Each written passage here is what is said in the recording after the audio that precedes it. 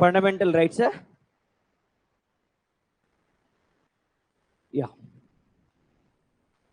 So fundamental rights. Who said about importance of fundamental rights? Evarama? Yeah. Who said about importance of plants? Who said about importance of Indian Constitution? Indian Constitution. Right. Okay.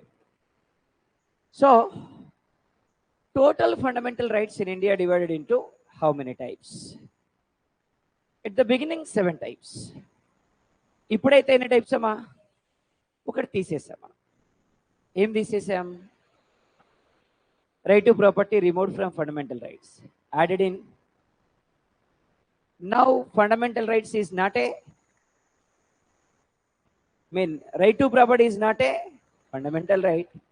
It is a legal right. Clear, right? Now, so ఏమేమి ఉన్నాయమ్మా? right to equality, right to freedom, right against exploitation, right to freedom from religion, cultural and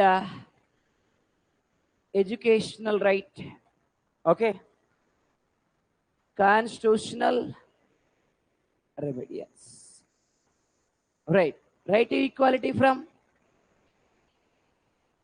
freedom, exploitation,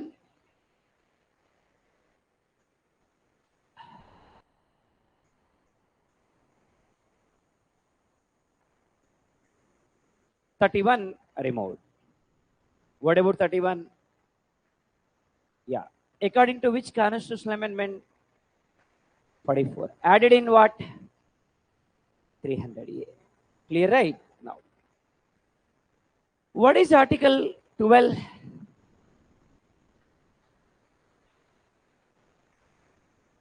Right. So, what is Article 12? Introduction of 13.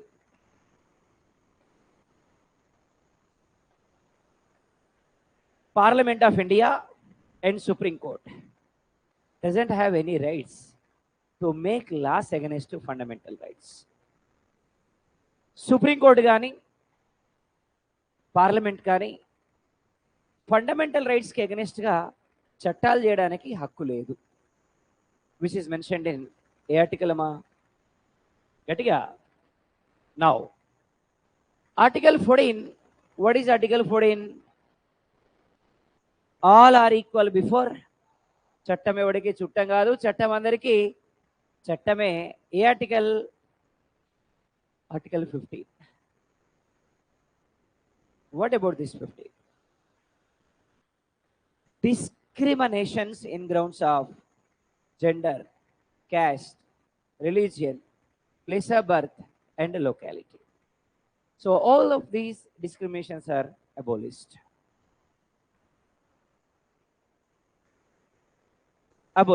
Right? So next, 16. What about this 16 అంటే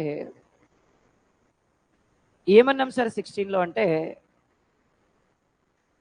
providing reservations for backward classes to make them promote.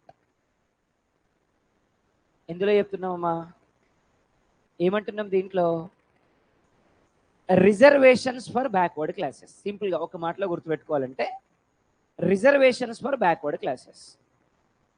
Sir, ఇంతకుముందు చాలా గొప్పగా మీరు all are equal అన్నారు. మరి reservation లేనిది all are equal అన్నప్పుడు all are ఈక్వలే. మళ్ళా ఈ ఎస్సీ రిజర్వేషన్ ఏంది, ఎస్టీ రిజర్వేషన్ ఏంది, బీసీ రిజర్వేషన్ ఏంది, ఉమెన్ రిజర్వేషన్ ఏంది, మైనారిటీ రిజర్వేషన్ ఏంది, రకరకాల రిజర్వేషన్లు ఏంటి మళ్ళీ? మరి ఇవన్నీ ఇచ్చిన తర్వాత ఆల్ ఆర్ ఈక్వల్ ఎట్లా అవుతారు అసలు? Is it right or not? మీరు ఇట్లా అడుగుతారని ముందే తెలుసు. అందుకే కాన్స్టిట్యూషన్లో ఏం చేశారు అంటే, who are economically or socially in backward, to make them promote, these reservations were provided for some extent. ఆ రోజు డాక్టర్ బిఆర్ అంబేద్కర్ గారు ఏమన్నారు అంటే, ఈ రిజర్వేషన్ సిస్టమ్ అనేది కంటిన్యూస్గా ఇంప్లిమెంట్ చేయమని చెప్పలేదు, సమ్ ఎక్స్టెంట్ వరకు ఉండాలి అని చెప్పారు. అంటే ఆయన ఏమన్నారు, ఈ డిస్క్రిమినేషన్ తగ్గేంత వరకే రిజర్వేషన్ ఉండాలి, కానీ ఆ తర్వాత రిజర్వేషన్ లెక్కర్లేదు అని చెప్పారు ఆయన. తర్వాత వచ్చినటువంటి రాజకీయ నాయకులు వాళ్ళ స్వలాభం కోసం ఏం చేశారు, వాటిని ఎక్స్టెండ్ చేస్తూ వచ్చారు. తర్వాత 86కి, ఆ తర్వాత మళ్ళీ 2012కి, ఆ తర్వాత ఇప్పుడు 2026కి. అంటే ఎప్పటి వరకు ఈ రిజర్వేషన్ సిస్టమ్ని మనం అమెండ్ చేయడానికి వీల్లేదు అంటే 2026 వరకు చేయడానికి వీల్లేదు. సార్ 2026 తర్వాత రిజర్వేషన్స్ పోతాయా? భారతదేశం పోద్దండి రిజర్వేషన్ పోతే. భారతదేశం బతికేదే రిజర్వేషన్ అనే పిల్లర్ మీద. Is it right or not? కాబట్టి రిజర్వేషన్ లేకపోతే భారతదేశం ఉండదు. రైట్. చాలామంది ఏమనుకుంటున్నారంటే, అన్ని కేటగిరీస్లో రిజర్వేషన్ ఉన్న వాళ్ళే వస్తున్నారు అని చాలామంది అనుకుంటున్నారు. ఓసీలంతా ఏమనుకుంటున్నారు, మాకు ఆపర్చునిటీసే రావట్లేదు, మిగతా వాళ్ళంతా ఉద్యోగాలు చేస్తున్నారు అని ఓసీలు అనుకుంటున్నారు.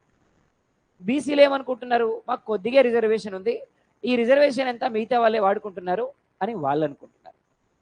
కానీ 75 ఇయర్స్లో ఇప్పటి వరకు ఎంతమంది రిజర్వేషన్స్ని యూటిలైజ్ చేసుకున్నారు అంటే 18% of the people are utilised these reservations still now from past 75 years of Indian independence. ఎంత దారుణమైన, ఎంత దౌర్భాగ్యమైన స్థితిలో భారతదేశం ఉంది, దీన్ని బట్టి మనకు అర్థమవుతుంది. అంటే రిజర్వేషన్లు ఉండి యూటిలైజ్ చేసుకోలేని వాళ్ళ సిచ్యువేషన్ ఇది. అంటే 18% of the people are utilised reservations still now. అంటే 100 మంది ఉంటే ఒక జాబ్లో, అందులో 18 మంది మాత్రమే రిజర్వేషన్స్ నుంచి వచ్చిన వాళ్ళు. అందులో ఎస్సీ రిజర్వేషన్లో ఉన్నారు, ఎస్టీ రిజర్వేషన్ ఉన్నారు, బీసీ రిజర్వేషన్ ఉన్నారు, వేరియస్ కైండ్స్ ఆఫ్ రిజర్వేషన్స్ అన్ని కలిపి ఇప్పటి వరకు రిజర్వేషన్స్ వాడుకున్న వాళ్ళ సంఖ్య ఎంత అంటే ఓన్లీ 18% ఆఫ్ ది పీపుల్ అంతే. ఇవాళ రిజర్వేషన్స్ ఉన్న వాళ్ళ పరిస్థితి ఏంటి అంటే, ఫర్ ఎగ్జాంపుల్ ఒక పర్సన్ రిజర్వేషన్లో జాబ్ కొట్టాడు. He's not thinking about other society which is related to him. అతను ఏం ఆలోచిస్తున్నాడు, వాళ్ళ ఇంట్లో వాళ్ళ తమ్ముడు జాబ్ కొట్టిండా, వాళ్ళ చెల్లి జాబ్ కొట్టిందా, లేదు వాళ్ళ పిల్లలు జాబ్ కొట్టిరా ఆలోచిస్తున్నారు. కానీ తన సమాజం చుట్టుపక్కల ఏముంది, వాళ్ళకి ఏ విధంగా మనం అవేర్నెస్ తీసుకురావాలి జాబ్ కొట్టడం వైపు అనేది ఏ ఒక్కరూ కూడా రిజర్వేషన్ యూటిలైజ్ చేసుకున్న వాళ్ళు ఆలోచించడం లేదు. Is it right or not? ఇవాళ ఒక పర్సన్కి రిజర్వేషన్లో ఉద్యోగం వస్తే కేవలం వాళ్ళ కుటుంబంలో ఉన్న మిగతా వాళ్ళకి మాత్రమే రిజర్వేషన్ వస్తుంది తప్ప అదే కమ్యూనిటీలో ఉన్నటువంటి మిగతా వాళ్ళకి ఎవరు కూడా ప్రయత్నం చేయట్లేదు ఉద్యోగాలు తెప్పించేలాగా, కనీసం అవేర్నెస్ తెప్పించేలాగా. I'm right or not? మాట్లాడలేదమ్మా ఎవరు? నేనేమైనా తప్పు చెప్పినా? ఏం లేదు కదా. Right, this is what happening. అందుకనే ఈరోజు కేవలం 18% ఆఫ్ పీపుల్ రిజర్వేషన్ యూటిలైజ్ చేసుకోవడానికి కారణం ఇదే. ఎందుకంటే కనీసం మిగతా వాళ్ళకి ఏం నోటిఫికేషన్స్ వస్తున్నాయి, ఆ నోటిఫికేషన్స్కి మనం ఏ విధంగా అప్లై చేయాలి, ఆ నోటిఫికేషన్స్కి ఏ విధమైనటువంటి బుక్స్ చదవాలి, ఆ నోటిఫికేషన్స్కి మనం ఏ విధంగా అప్రోచ్ అవ్వాలి అనేటువంటి విషయమే చాలా మందికి తెలియదు. ఈ మధ్య టెక్నాలజీ వచ్చి అందరికీ తెలిసింది తప్ప ఒకప్పుడు ఇది ఏది ఎవరికి తెలియదు. Is it right or not? ఒక పర్సన్ ఎవరైతే జాబ్ కొట్టి ఉన్నాడో ఆ జాబ్ కొట్టినటువంటి పర్సన్ కేవలం వాళ్ళ కుటుంబం గురించి మాత్రమే ఆలోచిస్తున్నాడు తప్ప ఆ రిజర్వేషన్లో ఉండేటువంటి మిగతా కేటగిరీ పీపుల్ గురించి ఎవరు ఆలోచించట్లేదు. దానివల్ల కేవలం 18% ఆఫ్ ది పీపుల్ మాత్రమే వాడుకున్నారు రిజర్వేషన్ని. Right or not? గట్టిగా రైట్. అయితే ఇది కాకుండా ప్రమోషన్లో కూడా రిజర్వేషన్ ఇవ్వాలి. ఎందుకు సార్ ప్రమోషన్లో రిజర్వేషన్ ఇవ్వాలి అంటే, ఫర్ ఎగ్జాంపుల్ ఒక డిపార్ట్మెంట్లో ఒక హెడ్ ఒక కమ్యూనిటీకి చెందినటువంటి వ్యక్తి అయితే ఆ కమ్యూనిటీ వాళ్ళందరికీ కూడా తొందరగా ప్రమోషన్స్ వస్తున్నాయి, మిగతా వాళ్ళు అట్లే వెనుకబడిపోయి ఉంటున్నారు. అందుకని గవర్నమెంట్ ఏం చేసింది, ఇట్లా కాదు, ఏం చేయాలి మనం, ఏం చేస్తే వీళ్ళకి బాగుంటుంది అంటే ఒకటి సీనియారిటీ బేసిస్లో ఇవ్వాలి. ఎవరు ముందు జాయిన్ అయితే వాళ్ళకి ముందు ప్రమోషన్ ఇవ్వాలి, సీనియారిటీ బేసిస్లో ఇవ్వాలి అని ఆలోచించారు. అట్లా కాకుండా కొంత రిజర్వేషన్ ఎక్స్టెంట్లో కూడా ప్రొవైడ్ చేయాలి అని చెప్పింది. మీకు ఒక చిన్న విషయం చెప్తే మీకు అర్థమవుతుంది ఎంత దారుణంగా ఉంటుంది వ్యవస్థ అని. ఫర్ ఎగ్జాంపుల్, ముఖ్యమంత్రి ఏ కమ్యూనిటీ అయితే అన్ని డిపార్ట్మెంట్ల హెడ్లు కూడా అదే కమ్యూనిటీ నుంచి వస్తారు. ఇమ్మీడియట్గా మారిపోతారు అంతే. Right or not? ఆంధ్రప్రదేశ్ వాళ్ళకి బాగా తెలుసు, ఇంతకుముందు తెలంగాణ వాళ్ళకి బాగా తెలుసు. అర్థమైందా? సింపుల్గా చెప్పాలంటే, ఇంతకుముందు తెలంగాణలో అన్ని డిపార్ట్మెంట్లు కలిపి అన్ని డిపార్ట్మెంట్ల హెడ్లు 3550 మంది ఉన్నారట, రావులు. Only Raos, because Rao is the chief minister. Rao CM కాబట్టి 3550 మంది రావులు అన్ని డిపార్ట్మెంట్లలో ఉన్నారు. స్వచ్ఛందంగా రిజైన్ చేశారు వాళ్ళంతా. వాళ్ళకి అర్థమైపోయింది మన పప్పులు ఉడకవేడా, మన సినిమా అయిపోయిందని చెప్పి. Is it right or not? చూడండి ఎంత దారుణమైన వ్యవస్థ ఇవాళ మనం సమాజంలో చూస్తూ ఉన్నాం. అంటే సీనియారిటీకి ప్రియారిటీ లేదు, ఇంటెలిజెన్స్కి ప్రియారిటీ లేదు, కేవలం మన కమ్యూనిటీయా కాదా అంతే. అవునా కదమ్మా? This is what happened. ఇంకా దౌర్భాగ్యమైన విషయం ఏంటి సార్ అంటే, సమాజంలో గతంలో చూసినాం, ఇక్కడ 10 ఏళ్ల కాలంలో వితౌట్ ఎగ్జామినేషన్, ఎగ్జామ్ రాయలేదట ఒక ఆమె, ఎగ్జామ్ కూడా రాయలే, ఏ జాబ్ వచ్చింది. ఎందుకని? రావు. చివరికి రావు ఉంది కాబట్టి without examination, without anything job వచ్చింది. నెలకి 1,00,000 తీసుకుంటుంది. మేడం ఉన్న ఏ ఒక్కరోజు కూడా ఆఫీస్కి రాలేదట. అర్థమైందమ్మా? ఎంత దారుణమైన వ్యవస్థ ఇవాళ సమాజంలో చూస్తున్నాం చూడండి. ఇది కదా భారత రాజ్యాంగం చెప్పింది మనకి. Is it right or not? భారత రాజ్యాంగం ఎంత గొప్పగా చెప్పింది, ఈ నాయలు ఎట్లా భ్రష్టు పట్టిస్తున్నారు ఇవాళ రాజ్యాంగాన్ని. Is it true or not? మరి ఈ విషయం ఎట్లా బయటపడ్డేశారంటే, ఇప్పుడు గవర్నమెంట్ మారంగానే ఆమె రోజు ఆఫీస్కి రావడం మొదలుపెట్టింది. ఎవరన్నా కొత్త అమ్మాయి వస్తే ఎంక్వైరీలు మొదలవుతాయి కదా, అబ్బాయి అయితే వాడు పట్టించుకోడు. ఆమె రైట్ ఆర్ నాట్? ఎప్పుడు రాని అమ్మాయి కొత్తగా ఒకటేసారి వచ్చింది అనుకోండి, ఎంక్వైరీలు మొదలవుతాయి కదా. ఆ ఎంక్వైరీలు పాపం ఆమెకు పంపించాయి. ఈ అసలు ఎగ్జామే రాయలేదు, ఆమెకు అసలు బీటెకే లేదు. బీటెక్ లేకుండా ఏ జాబ్ వచ్చింది ఇక చూడండి మరి ఎంత గొప్ప. Is it right or not? అట్లే ఉంటుందమ్మా. అందుకని సో 16 ఏమన్నా, ఒకటి బ్యాక్వర్డ్ క్లాసెస్లో రిజర్వేషన్స్ని ఇవ్వాలి, కాకుండా 86th కాన్స్టిట్యూషనల్ అమెండ్మెంట్ని బేస్ చేసుకొని ప్రమోషన్లో కూడా రిజర్వేషన్ ఇవ్వాలి. ఎందులో రిజర్వేషన్? దేన్ని బేస్ చేసుకొని? 86th కాన్స్టిట్యూషనల్ అమెండ్మెంట్ బేస్ చేసుకొని. చలో ఆర్టికల్ 14 ఏమన్నాం? All are equal before law. 15 discriminations in grounds of gender, caste, religion. 16 reservations for 17 abolition of untouchability. ఏమన్నామమ్మా?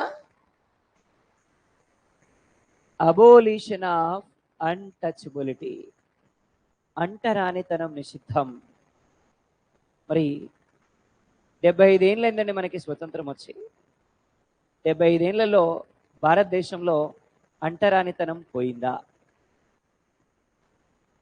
75 ఏళ్లలో అంటరానితనం మనకి ఎక్కడా కనిపించట్లేదా భారతదేశంలో? కనిపించట్లేదమ్మా. అన్టచబిలిటీ పోయింది భారతదేశంలో, అందరూ ఈక్వల్ అయ్యారు. ఈరోజు మీరు గ్రామీణ ప్రాంతాలకు వెళ్ళండి, ఎవరి స్ట్రీట్స్ వాళ్ళకు ఉంటాయి. వెనుకబడ్డ వర్గాల వాళ్ళ స్ట్రీట్లు వెనుకబడ్డ వర్గాల వాళ్ళకు ఉంటాయి, బీసీల స్ట్రీట్స్ బీసీలకు ఉంటాయి, ఓసీల స్ట్రీట్స్ ఓసీలకు ఉంటాయి. ఎవరి బాయి వాళ్ళకే ఉంటుంది, ఎవరి నీళ్లు వాళ్ళకే ఉంటాయి, ఎవరి దేవుడు వాళ్ళకే ఉంటారు, ఎవరి పూజలు వాళ్ళకే ఉంటాయి. Right or not? మరి ఎక్కడ పోయింది untouchability? Is it right or not? ఇవాళ మీరు ఇంతగా చదువుకున్నారు, గొప్ప గొప్ప గ్రాడ్యుయేట్స్ మీరంతా రకరకాల డిగ్రీలు చదివి ఇక్కడ దాకా వచ్చారు. మీ పక్కన ఒక ఫ్రెండ్ ఒక 6 నెలలు కూర్చుంటే మీరు వాళ్ళ దగ్గర నుంచి తెలుసుకోవాలనుకునే మొట్టమొదటి విషయం మీరు ఏమిట్లు. డైరెక్ట్లీ ఆర్ ఇండైరెక్ట్లీ మీరు యాక్సెప్ట్ చేసినా యాక్సెప్ట్ చేయకపోయినా this is what the fact. మీరు డైరెక్ట్ అడగలేకపోయినా మీ మనసులో ఉండేటువంటి మొట్టమొదటి విషయం ఏంటి అంటే వీళ్ళు ఏమిట్లై ఉంటారు, అంతే కదా? I right or not? తెలుసు. ఇక్కడ నో అనేటోళ్ళే ఫస్ట్ చేస్తారు, అది అర్థమైందా? రైట్. అంటే మీరు డైరెక్ట్గా అడగకపోయినా ఇండైరెక్ట్లీ అయినా రాబట్టే ప్రయత్నం చేస్తూ ఉంటారు.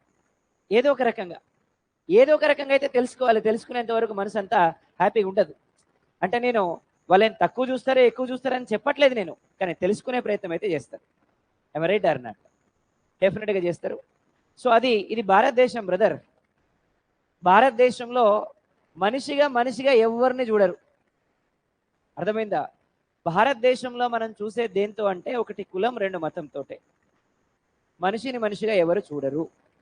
చిన్న ఎగ్జాంపుల్, హైదరాబాద్లో ఇవాళ మనం అపార్ట్మెంట్ కొనుక్కోవాలనుకుంటే అపార్ట్మెంట్ కట్టి ఎన్ని ఇయర్స్ అయింది, అపార్ట్మెంట్ యొక్క బిల్డింగ్ ఎలా ఉంది, ఎమ్యూనిటీస్ ఏమున్నాయి, ఇవన్నీ ఎవరు చూడరు. ఈ అపార్ట్మెంట్లో మనోళ్ళు ఎంతమంది ఉన్నారో చూస్తారు. Is it right or not? So for example, మనోళ్ళు 4th ఫ్లోర్లో ఉన్నారు, మనం 1st ఫ్లోర్లో ఉన్నాం. మన ఇంట్లో బర్త్డే ఫంక్షన్ జరిగితే ఫస్ట్ ఇన్విటేషన్ 4th ఫ్లోర్కి పోద్ది, 1st ఫ్లోర్కి కాదు, మన ఇంటికి ఎదురుగున్న వాళ్ళకి కాదు. I right or not? మరి ఎక్కడ పోయిందండి అన్టచబిలిటీ? సమాజంతో పాటు పెరుగుతూ వచ్చింది అన్టచబిలిటీ, రైట్? ఒకప్పుడు అంత ఘోరంగా లేదు, కానీ టెక్నాలజీతో పాటు మారింది. ఏ స్థాయికి చేరింది సార్ అంటే వాట్సాప్లో కులం పేరు మీద సంఘాలు ఏర్పడ్డాయి, నెక్స్ట్ ఫేస్బుక్లో కులం పేరు మీద సంఘాలు ఏర్పడ్డాయి, ఇన్స్టాగ్రామ్లలో కులం పేరు మీద సంఘాలు ఏర్పడ్డాయి. ఆ స్థాయికి టెక్నాలజీ పెరిగింది, ఆ స్థాయికి మన అన్టచబిలిటీ కూడా పెరిగింది. I right or not? So ఇలా అందరి ఫోన్లలో కులం పేరు మీద సంఘాలు ఉంటాయి, అవునా కదా? లేకపోయినా డైరెక్ట్లీ ఆర్ ఇండైరెక్ట్లీ ఫేస్బుక్లో దేంట్లో ఒక దాంట్లో జాయిన్ అవుతారు. Yes or no? Right. So ఫోన్లు తీసి చూడలేం కదా మేము, yes or no? Right. So ఇది మొత్తం మీద 17 అన్టచబుల్. లేకపోతే సంతోషమే. నేనేమంటున్నా, మీరంతా భారతీయులుగా బతుకుతున్నారని చెప్పుకోవచ్చు మనం, లేకపోతే సంతోషమే. Yes or no? Right. So 17 abolition of untouchability. ఏమన్నా? ఆర్టికల్ 17. ఆర్టికల్ 18 ఏమైంది? Okay, right. Abolition of special titles. ఏమన్నామమ్మా? ప్రత్యేకమైనటువంటి బిరుదుల నిషిద్ధం. ఒక వ్యక్తి స్పెషల్ టైటిల్స్ని కలిగి ఉండరాదు అనేది article 18. What about the special titles? ఒకప్పుడు రాజా బహదూర్, రావ్ బహదూర్, దొర, పటేల్, జమీందార్ ఇట్లాంటివి ఉండేవి. అవి ఎవ్వరూ కూడా మెయింటైన్ చేయొద్దు. ఒక వ్యక్తి ఏ విధమైనటువంటి స్పెషల్ టైటిల్స్ ఉండడానికి వీల్లేదు. According to which article? గట్టిగా, according to which article? According to which article? Article 18ని బేస్ చేసుకో. ఒకవేళ అతను ఏం టైటిల్స్ని మెయింటైన్ చేయాలి అంటే అతని టాలెంట్ని బేస్ చేసుకొని, అతని నాలెడ్జ్ని బేస్ చేసుకొని గవర్నమెంట్ ఏమైనా ఇస్తే వాటిని మెయింటైన్ చేయాలి. పద్మభూషణ్, పద్మవిభూషణ్, పద్మశ్రీ ఇట్లాంటివి ఏమైనా ఇస్తే మెయింటైన్ చేయాలి. ఒకవేళ పిహెచ్డి చేస్తే డాక్టరేట్ వస్తే అవి మెయింటైన్ చేయొచ్చు. లేదు అతన్ని ప్రొఫెషనల్లీ ఏమైనా మెయింటైన్ చేయాలి అంటే మెయింటైన్ చేయొచ్చు. అంతేగాని మిగతా టైటిల్స్ని మెయింటైన్ చేయడానికి వీల్లేదు. సేమ్ టైం ఇచ్చినటువంటి పద్మశ్రీ కానీ పద్మవిభూషణ్ కానీ ఈ టైటిల్స్ ఏవైతే ఉన్నాయో వాటికి ప్రాపర్ రెస్పెక్ట్ని ప్రొవైడ్ చేయాలి. అంటే ఫర్ ఎగ్జాంపుల్ పద్మశ్రీ ఇస్తే ఆ పద్మశ్రీని టాప్ ఆఫ్ ది పేజ్ రాయాలి, అతని పేరు ఎక్కడైనా రాసుకోవచ్చు, రైట్? ఎందుకు అంటే ఆ అవార్డుకి ఉండేటువంటి రెస్పెక్ట్ని ఇవ్వకపోతే దాన్ని సస్పెండ్ చేసేటువంటి రైట్ కూడా గవర్నమెంట్కి ఉంటుంది. ఈరోజు చిన్న ఎగ్జాంపుల్ నేను మీకు చెప్తాను. సినిమా ఇండస్ట్రీలో ఒక పెద్ద మనిషి ఉన్నాడు. ఓ ఓ పెద్ద మనిషి ఉన్నాడు, పేర్లు అక్కర్లేదు, ఇంకా పెద్ద మనిషి అయితే ఉన్నాడు. ఒకప్పుడు పద్మభూషణ్ వచ్చింది, ఇప్పుడు పద్మవిభూషణ్ వచ్చింది పెద్ద మనిషికి. ఎన్నైనా వస్తాయి, ఎందుకంటే ఇవాళ రేపు దీంతో పని. అవునా కదమ్మా? ఎన్ని అవార్డులు అయినా వస్తాయి, ఏమైనా వస్తాయి. సో కాబట్టి వచ్చింది. ఇక మీకు అర్థమైంది ఎవరో. అయితే ఎవరన్నా కానీ వచ్చింది. వచ్చిన తర్వాత మామూలుగా ఒక సినిమాలో ఏమైంది అంటే డాక్టర్ పద్మభూషణ్ ఆయన పేరు వేసుకొని అది చేస్తాడు. మనలాంటి తెలిసిన ఆయన ఒక ఆయన ఏం చేసిండంటే కోర్టుకు వెళ్ళిండు. ఏమని కోర్టుకు వెళ్ళిండు? సార్ పలానా ఆయన ఇంటి పేరు పద్మశ్రీయ, లేదు పద్మభూషణ, అట్లా ఎట్లా పెట్టుకుంటాడు ఆయన ఇంటి పేరు ముందు, ఆయన పేరు ముందు? వెంటనే సస్పెండ్ చేశారు. అప్పుడు ఆయన సెంట్రల్ టూరిజం మినిస్టర్గా ఉన్నాడు కాబట్టి మళ్ళీ తెప్పించుకున్నాడు. ఇది వేరే విషయం. అర్థమైంది కదా? రైట్. కాబట్టి ఇట్లా అంటే ఎవరైనా సరే ఏదైనా ఒక అవార్డుని ఇచ్చినప్పుడు ఆ అవార్డుని గౌరవించాల్సినటువంటి బాధ్యత ఆ వ్యక్తి పైన ఉంటుంది. అర్థమైంది కదమ్మా? అలాగే ఇంకొక ఆయన ఉన్నాడు, అన్నగారు ఎన్టీ రామారావు గారు ఆయన్ని రాజ్యసభకి ఎంపీ చేశాడు. ఇంటి నేమ్ ప్లేట్ ముందు పద్మశ్రీ డాష్ డాష్ డాష్ అని పెట్టుకున్నాడు. మనలాంటి ఒక ఆయన కోర్టుకు వెళ్ళి నేను ఇంటి పేరు పద్మశ్రీ అని, కాబట్టి ఆయనకు తీసేశారు. ఇంకా నడుస్తుంది ఆ వాదన, ఇంకా ఇవ్వలేదు. ఇంకొక ఆయన అందరినీ బాగా నవ్విస్తున్నాడని ఆయన కూడా పద్మశ్రీ ఇచ్చారు. సో ఆయన కూడా ఇంటి పేరు ముందు ఆయన నేమ్ ప్లేట్ మీద పద్మశ్రీ అని పెట్టుకున్నాడు, తీసేశారు. ఏదైనా ఒక అవార్డు వస్తే ఆ అవార్డుని గౌరవించాల్సినటువంటి బాధ్యత వాళ్ళ మీద ఖచ్చితంగా ఉంటుంది. ఆయన పేరు ముందు పెట్టుకోవడానికి అది ఆయన ఇంటి పేరు కాదు, ఆయన పేరు తర్వాత పెట్టుకోవడానికి అది ఆయన కులం పేరు కాదు. అది కేవలం ఆయన నాలెడ్జ్ని, ఆయన టాలెంట్ని బేస్ చేసుకొని ఇచ్చినటువంటి అవార్డు. దాన్ని గౌరవించాల్సినటువంటి బాధ్యత ఆ వ్యక్తి పైన ఉంటుంది. ఇవి ఆర్టికల్ 14 to 18 ఏమన్నా మనం రైట్ టు ఈక్వాలిటీ ఏమన్నామమ్మా? So what about this right to equality?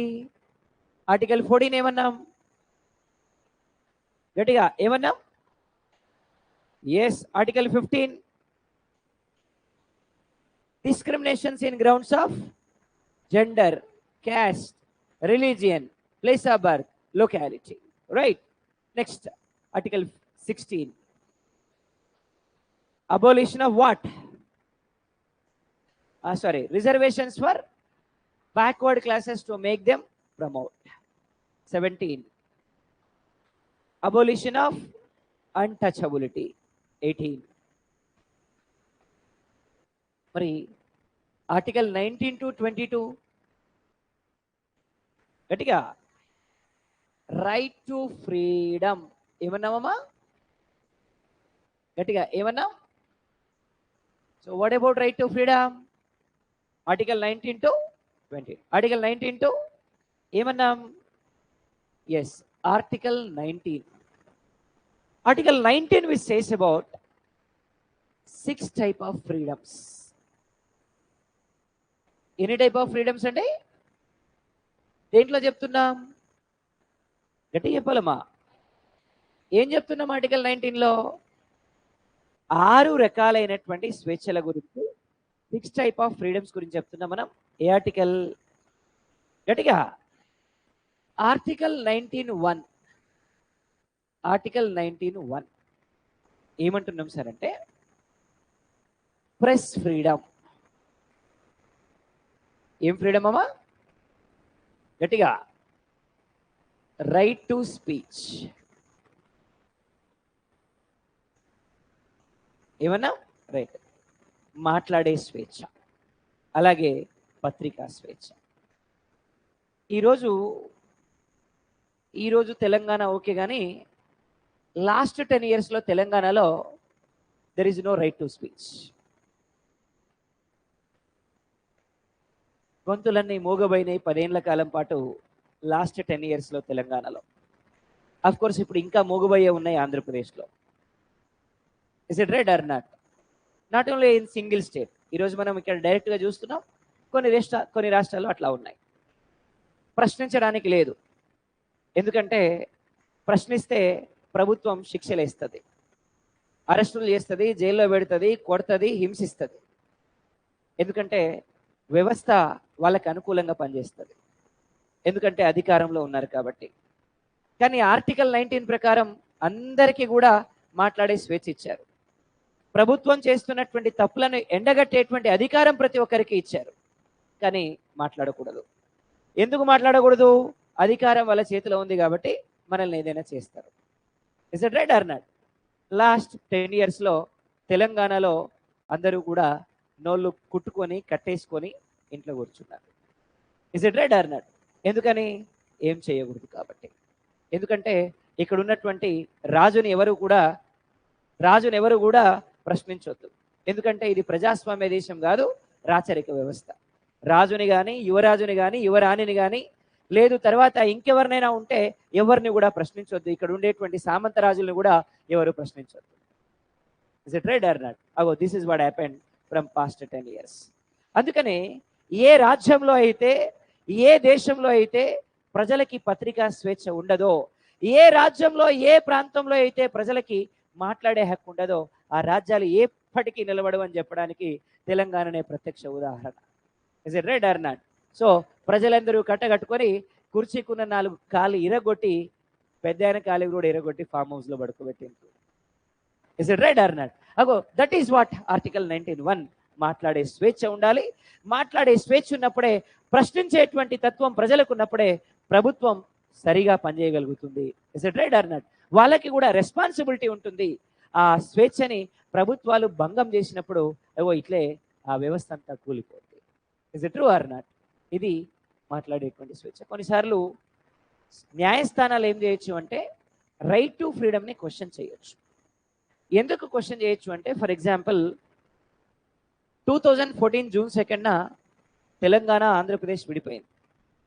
కానీ యాక్చువల్గా బైఫర్కేషన్ బిల్లుని 2014 March 1న సైన్ చేసి యాక్సెప్ట్ చేశారు.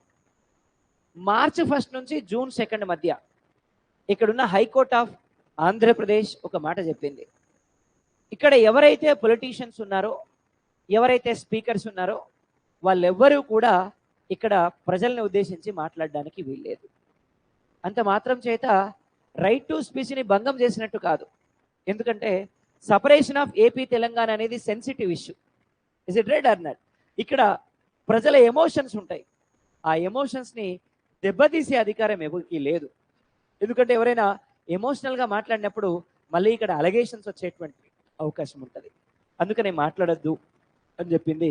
ఇది right to speech. Next, press freedom, పత్రికా స్వేచ్ఛ. దీని గురించి మనం ఎంత తక్కువ మాట్లాడుకుంటే అంత మంచిది. Media which is known as 4th estate. ఏమంటాం? 4th estate. First estate legislation, second estate executive, third estate judiciary, 4th estate press. ఎంత గొప్ప ఇంపార్టెన్స్ ఉంది. కాన్స్టిట్యూషనరీ బాడీస్తో ఈక్వల్గా చెప్తున్నాం మనం ప్రెస్ని. అంత గొప్ప బాధ్యత ప్రెస్కుంది సమాజంలో, ప్రశ్నించేటువంటి బాధ్యత. Is it right or not? ప్రజల తరపున ప్రభుత్వాల్ని ప్రశ్నించేటువంటి బాధ్యత ప్రెస్ మీద ఉంది. మీకు అందరికీ తెలుసు, భారతదేశానికి స్వతంత్రం తీసుకురావడంలో ప్రెస్ అత్యధిక పాత్రను పోషించింది. ఆ రోజు మన నాయకులు తీసుకొస్తున్నటువంటి మూమెంట్స్ని ప్రజల వరకు, ప్రతి మూలకు తీసుకెళ్లి ప్రజలందరినీ కూడా ఇండిపెండెన్స్ మూమెంట్లో పార్టిసిపేట్ చేసేలాగా చేసి భారతదేశానికి స్వతంత్రం తీసుకురావడంలో కీ రోల్ పోషించింది ఎవరు అంటే మన ప్రెస్. అట్లాంటి ప్రెస్ ఇవాళ రాజకీయ నాయకులకి బానిస అయిపోయింది, రాజకీయ నాయకులకి బంధనం అయిపోయింది, రాజకీయ నాయకులకి ఈరోజు మనకి స్లేవ్గా అయిపోయింది ఇవాళ మన press. Is it right or not? ఇవాళ పొద్దునే లేచి పేపర్ చూస్తే చూడండి ఇక ఏముంటది. కేవలం వాళ్ళకి సంబంధించినటువంటి విషయాలు మాత్రమే ఉంటాయి, వేరే ఉండవు. కొన్ని పేపర్లు చదివితే సిగ్గు అనిపిస్తుంది మనకి. వాట్ ఎవర్, సాక్షి కానీ, నమస్తే తెలంగాణ కానీ, ఏమన్నా కానీ, అర్థమైందమ్మా? ఏముంటాయి సార్ అంటే అధికారంలో లేకపోయినా వాళ్ళ గురించి గొప్పలు రాస్తారు. వాళ్ళు ఏం చేసినా గొప్పనే. కదిలితే గొప్ప, కూర్చుంటే గొప్ప, నిలబడితే గొప్ప, ఏం చేసినా గొప్పనే. వాళ్ళ గురించే రాస్తారు. ఇవాళ ఎంత నీచమైన స్థాయికి మన మీడియా వచ్చింది సార్ అంటే కేవలం రాజకీయ నాయకుల కోసమే పనిచేసే స్థాయికి దిగజారిపోయింది. ఒకప్పుడు భారతదేశానికి స్వతంత్రం తీసుకొచ్చినటువంటి మీడియా, భారతదేశ అభివృద్ధికి కారణమైనటువంటి మీడియా ఈరోజు కేవలం రాజకీయ నాయకులకి బానిసైపోయింది. ఇవాళ ఎవరైనా పొలిటికల్ పార్టీ పెట్టాలి అంటే ఫస్ట్ ఏం చేయాలి? ఒక మీడియా ఛానల్ పెట్టాలి. Is it right or not? ఆ స్థాయికి దిగజారిపోయింది. మీకు ఒక దౌర్భాగ్యమైనటువంటి సంఘటన చెప్తా వినండి.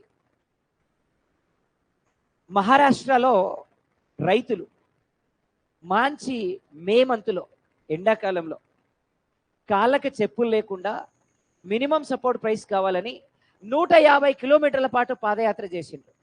ఎర్రటి ఎండలో చెప్పులు లేకుండా, కాళ్ళు బొబ్బలు కట్టి రోడ్ల మీద రక్తములు అంటుకుంటూ పోయినాయి. అట్లా నడుచుకుంటూ పోయినరు. ఒక్క మీడియా ఛానల్ కూడా చూపించలే. ఒక్క మీడియా ఛానల్ కూడా చూపించలే. ఎందుకు చూపించలేదు అంటే రైతులను చూపిస్తే మీడియా ఛానల్కి రాదు TRP rating. Is it right or not? అదే టైంలో ఒక హీరోయిన్ దుబాయ్లో చచ్చిపోయింది. ఇక మీకు పేరు లెక్కర్లేదు. ఒక హీరోయిన్ దుబాయ్లో చచ్చిపోయింది. ఆమె చనిపోయిన దగ్గర నుంచి మొదలు పెడితే ఆమె క్రిమేషన్ పూర్తయ్యేంత వరకు second to second update, second to second, not minute to minute, second to second update. ఇక ఏకంగా ఒక మీడియా ఛానల్ అయితే ఒక టబ్ ఏర్పాటు చేసి, ఈమె ఆ టైంలో ఆల్కహాల్ తీసుకొని ఉండొచ్చు, ఇందులో పడుకోగానే ఇమీడియట్గా బ్రెయిన్ స్ట్రక్ అయిపోయి ఉండొచ్చు, అందుకనే ఆమెకి ఆక్సిజన్ లెవెల్స్ తగ్గిపోయి ఉండొచ్చు, అందుకనే ఆమె చనిపోయి ఉండొచ్చు. అట్లా ఇక లైవ్ చూపించిండు ఆయన. దాంతోపాటు ఒక నలుగురిని డాక్టర్లని కూర్చోబెట్టి, సో మరి ఎట్లా జరిగింది అంటారు, ఏంది డిబేట్. ఎందుకంటే ఆ హీరోయిన్ గురించి చూపించడం అనేది మీడియా ఛానల్కి అంత అవసరం. కానీ రైతుల పాదయాత్ర 150 కిలోమీటర్లు మీడియాకి అక్కర్లేదు. తెలంగాణలో నిజామాబాద్ నుంచి హైదరాబాద్కి ఎర్రటెండలో రైతులు జొన్న పంటకి మినిమం సపోర్ట్ ప్రైస్ కావాలని చెప్పి ఇక్కడికి పాదయాత్ర చేసుకుంటూ వచ్చారు. ఏ ఒక్క మీడియా ఛానల్ చూపియదు కూడా. ఎందుకు చూపియదంటే ఒకవేళ చూపిస్తే అప్పుడు ఇక్కడ ఉన్నటువంటి ప్రభుత్వం ఆ మీడియా ఛానల్ని ఇక్కడ నుంచి సస్పెండ్ చేస్తుంది. ఎందుకంటే మీడియా ప్రశ్నిస్తే మీడియా ఛానల్ని బ్యాన్ చేస్తారు. ఆ సంస్కృతి ఈరోజు వచ్చింది. ఎప్పుడో బ్రిటిష్ వాళ్ళ కాలంలో మీడియాని నిర్బంధించినటువంటి సందర్భాలు మనం చూసినాం. 75 ఏళ్ల స్వతంత్ర భారతదేశంలో మళ్ళీ చూడలే మనం. కానీ లాస్ట్ 10 ఏళ్లలో తెలంగాణలో అనుభవం ఉంది మనకి. It's it right or not? So ఇది జరిగింది ఇక్కడ. మరి అదే సందర్భంలో ఒక మినిస్టర్ యొక్క మనవడికి మోషన్స్ అయింది. Second to second update, second to second. అసలు ఏమైంది? డాక్టర్ల హడావుడు ఎట్లా ఉంది హాస్పిటల్లో? ప్రతి అర్ధ గంటకు ఒకసారి బులెటిన్ ఏ విధంగా రిలీజ్ అవుతుంది? ఒక నలుగురు డాక్టర్లను కూర్చోబెట్టి ఒక డిబేటు. అంటే స్టమక్ ఏమైనా ప్రాబ్లం అయిందా, దానివల్ల లివర్కి ఏమైనా ప్రాబ్లం అయిందా, దానివల్ల హార్ట్కి ఏమైనా ప్రాబ్లం అవుతుందా, సో మరి ఏంది కథ ఏంటి, మరి ఇట్లాంటి సంఘటన గతంలో ఎవరికైనా జరిగిందా, మరి ఈయనకు ఒక్కడికే జరిగిందా, మరి ఏంది? ఇది responsibility towards society of media. Is it right or not? కాబట్టి ఈ మీడియా మీద నమ్మకం తగ్గిపోతుంది జనాలకి రోజు రోజు. కానీ ఏ రాజ్యంలో మీడియా స్ట్రాంగ్ ఉంటుందో ఆ ప్రభుత్వం పర్ఫెక్ట్గా పనిచేస్తుంది. ఎందుకంటే ప్రశ్నించగలిగేది మీడియా, అవసరమైతే మెడలు వంచగలిగేది media. Is it right or not? ఎందుకంటే ప్రభుత్వం తరపున ప్రజలకి బాధ్యతాయుతంగా ఉండేది ఏంటి అంటే మీడియా. అందుకని ఈ మీడియా మీద, ఫోర్త్ ఎస్టేట్ మీద జనాలకి నమ్మకం తగ్గింది కాబట్టి ఇవాళ సోషల్ మీడియా వచ్చింది.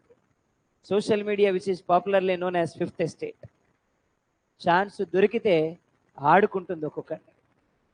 Is it right or not? ప్రజల చేతులకి ఆయుధం వచ్చింది, అవునా కదా?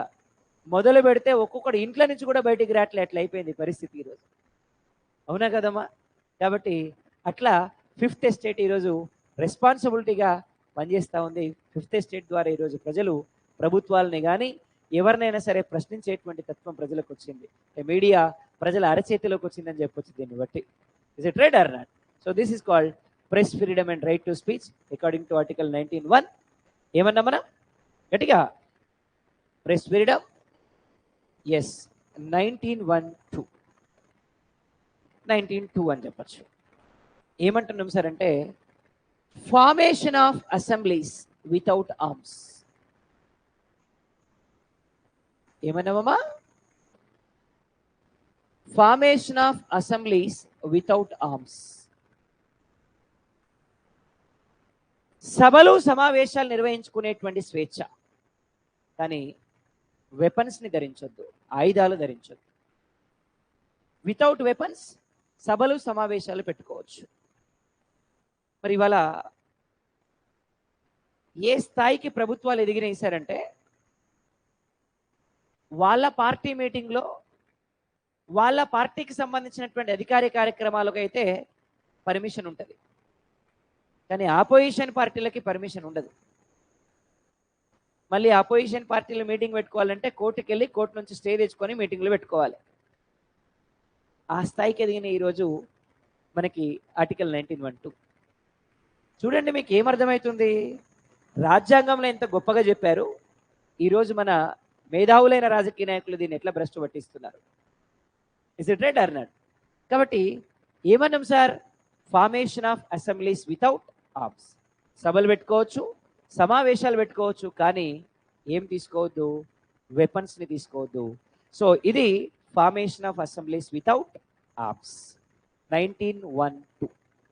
Yes or no? ఏమన్నాం? 19(1)(2) formation of assemblies without arms.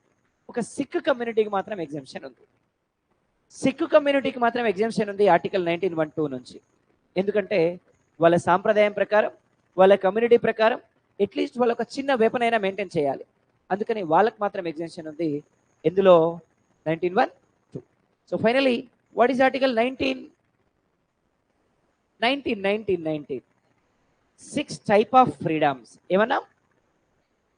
19(1), 19(2)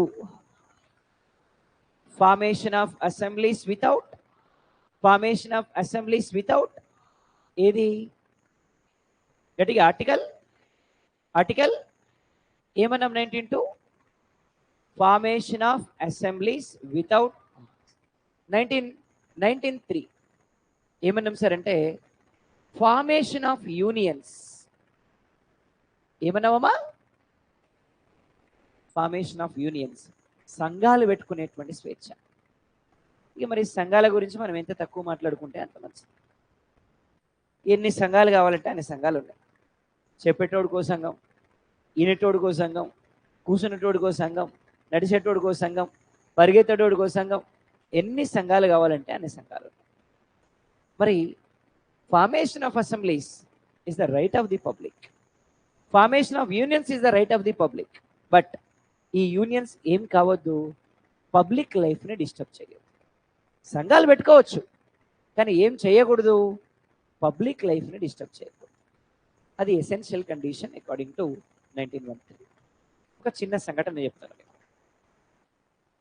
తమిళనాడులో జయలలిత సీఎంగా ఉన్నప్పుడు, జయలలిత గారు ముఖ్యమంత్రిగా ఉన్నప్పుడు అక్కడ ఉండేటువంటి గవర్నమెంట్ స్కూల్ టీచర్లంతా కూడా మాకు శాలరీస్ ఇంక్రీజ్ అవ్వాలి అని చెప్పి సమ్మె చేయడం స్టార్ట్ చేశారు, నిరాహార దీక్ష చేయడం స్టార్ట్ చేశారు. అలా చేస్తున్నప్పుడే ఆమె ఒక 1 month చూసింది, 15 days చూసింది. చూసి ఒక కొత్త నోటిఫికేషన్ రిలీజ్ చేసింది, కొత్త నోటిఫికేషన్ ఇచ్చేసింది. కొత్త నోటిఫికేషన్ రిలీజ్ చేసిన తర్వాత అక్కడ ఉండేటువంటి టీచర్లంతా కలిసి కోర్టుకు వెళ్ళారు. ఆల్రెడీ మేము ఉన్న తర్వాత కొత్త వాళ్ళని ఎట్లా తీసుకుంటారు, మేము శాలరీస్ పెరగాలనే ఫైట్ చేస్తూ ఉన్నాం, మరి మేము కొత్త అమలు వాళ్ళని ఎట్లా తీసుకుంటారు అని చెప్పి కోర్టుకు వెళ్ళారు. ముఖ్యమంత్రిని కోర్టు పిలిచింది, బోన్లో నిలబెట్టింది. వీళ్ళు ఇట్లా అంటున్నారు, మరి ఏంటి మేడం అని చెప్పి అడిగారు. సార్, ఇంకొక 2 monthsలో మా పిల్లలకి ఎగ్జామినేషన్స్ ఉన్నాయి, సిలబస్ కాలే. వీళ్ళు ఇట్లా రోడ్డు మీదకి వచ్చి సమ్మెలు, నిరాహార దీక్షలు చేస్తున్నారు. పిల్లలకి సిలబస్ ఎప్పుడు అయిపోతుంది? ఒకవేళ సిలబస్ ఫినిష్ చేయకుండా వాళ్ళు ఎగ్జామ్కి వెళ్తే పాస్ పర్సంటేజ్ గవర్నమెంట్ స్కూళ్ళలో తగ్గుతుంది. ఇప్పటికే గవర్నమెంట్ స్కూళ్ళలో అటెండెన్స్ పర్సంటేజ్ కానీ జాయినింగ్స్ కానీ తగ్గిపోయినాయి. ఇట్లా అయితే భవిష్యత్తులో ఎవరు రారు స్కూల్కి. మరి మీరు ఏం చేయమంటారు, అది మీరే చెప్పండి అని చెప్పి వెంటనే హైకోర్ట్ ఆఫ్ తమిళనాడు చెప్పింది, madam whatever you are doing absolutely true, go ahead అని చెప్పింది. గో హెడ్ అని చెప్పింది. చెప్పిన తర్వాత ఆమె కంటిన్యూ చేసింది కదా, ప్రైవేట్ వాళ్ళని తీసుకొని చెప్పించేసింది. వీళ్ళంతా పోయి అడిగారు, మాకు జీతం పెరగొద్దు, ఏం పెరగొద్దమ్మా, అదే జీతంకి పనిచేస్తాం, దయచేసి మమ్మల్ని తీసుకోండి మళ్ళీ అని చెప్పి. తీసుకోలే. ఎప్పుడు తీసుకుంది? ఆ అకాడమిక్ ఇయర్ అయిపోయిన తర్వాత మళ్ళీ తీసుకోండి, అప్పటి వరకు తీసుకోవాలి. అట్లాంటి మనిషి ఆమె.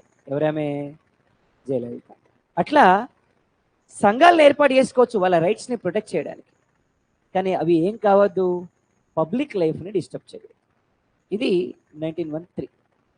1914 ఏమన్నాం సార్? 1914 అంటే freedom to move anywhere in India. ఏమన్నామమ్మా గట్టిగా? Freedom to move anywhere in India. భారతదేశంలో నువ్వు ఎక్కడికైనా వెళ్ళేటువంటి స్వేచ్ఛ ఉంది. మీరు ఏపీ వాళ్ళు ఇక్కడికి ఎందుకు వచ్చారు, మీరు తెలంగాణ వాళ్ళు ఇక్కడికి ఎందుకు వచ్చారు, మీరు కర్ణాటక వాళ్ళు ఇక్కడికి ఎందుకు వచ్చారు, మీరు తమిళనాడు వాళ్ళు ఇక్కడికి ఎందుకు వచ్చారు అని ఎవ్వరు అడగడానికి లేదు. భారతదేశంలో 28 స్టేట్స్, 8 యూనియన్ టెరిటరీస్, ఎక్కడికైనా వెళ్ళొచ్చు అకార్డింగ్ టు ఆర్టికల్ 1914. సో ఎక్కడికి వెళ్ళినా కూడా ప్రశ్నించేది లేదు అకార్డింగ్ టు ఆర్టికల్ 1914. కానీ ఎగ్జెంప్షన్ ఏంటి అంటే when you are enter in to tribal areas, వాళ్ళ కల్చర్ని వాళ్ళ సివిలైజేషన్ని మనం గౌరవించాలి. అందుకనే నరేంద్ర మోడీ గారు పంజాబ్ పోయింది అనుకోండి, వాళ్ళ ట్రెడిషన్ పగిడి అది పెట్టుకుంటాడు. నరేంద్ర మోడీ గారు అస్సోంకో నాగాలాండ్కో పోయింది అనుకోండి, కొమ్మల టోపీ పెట్టుకుంటాడు. నరేంద్ర మోడీ గారు హిమాచల్ ప్రదేశ్ పోయింది అనుకోండి, వాళ్ళ టోపీ పెట్టుకుంటాడు. ఎందుకంటే వాళ్ళ సాంప్రదాయాల్ని గౌరవించాల్సినటువంటి బాధ్యత సివిలైజ్డ్ పీపుల్గా మనందరి మీద ఉంటుంది. అందుకని 1914 ప్రకారం ఏమన్నా మనం? Freedom to move anywhere in India. ఏమన్నామా? Freedom to move anywhere in India according to article 1914. 1901 ఏమన్నాం గట్టిగా? ప్రెస్ ఫ్రీడమ్ అండ్ 2 ఏమన్నాం? Formation of assemblies without. 1913 ఏమన్నాం? Formation of union. 4 ఏమన్నాం? Freedom to move anywhere. గట్టిగా freedom to move anywhere. So freedom to move anywhere India ఎందులో చెప్పాం మనం? గట్టిగా రైట్. సో 1914లో ఏమన్నా మనం? Freedom to move anywhere in India. 1915 freedom to reside anywhere in India without any restrictions. అంటే భారతదేశంలో ఎక్కడైనా సరే స్థిర నివాసాన్ని ఏర్పాటు చేసుకునేటువంటి హక్కు ఉంది. అండమాన్ నికోబార్ దీవుల్లో ఇల్లు కట్టుకో, ఎవడాడు నిన్ను ఆపేది? జమ్మూ కాశ్మీర్ ఓ, ఎవడు నిన్ను ఆపుతాడు? ఈశాన్య రాష్ట్రాలు ఓ, ఎవడా నిన్ను ఆపేది? జాగా నీదై ఉండాలి. మళ్ళా వేరే వాళ్ళ దాంట్లో కట్టుకుంటే ఊకోరు. మళ్ళా అర్థమైంది కదా? ప్లేస్ మీద అయి ఉండాలి. అర్థమైందమ్మా? నీ ప్లేస్ ఆడ కొనుక్కో, నువ్వు కట్టుకో, ఎవడాపుతాను నేను? Is it right or not? ఏ ఆర్టికల్ ప్రకారం? 1915 ప్రకారం. ఏ ఆర్టికల్ ప్రకారం? 1915. ఏ ఆర్టికల్ అన్నా? ఎస్. 1901, 1902, 1903, 1904, 1905, 1906. ఏమన్నాం సార్? 1906 అంటే freedom to follow any profession in India.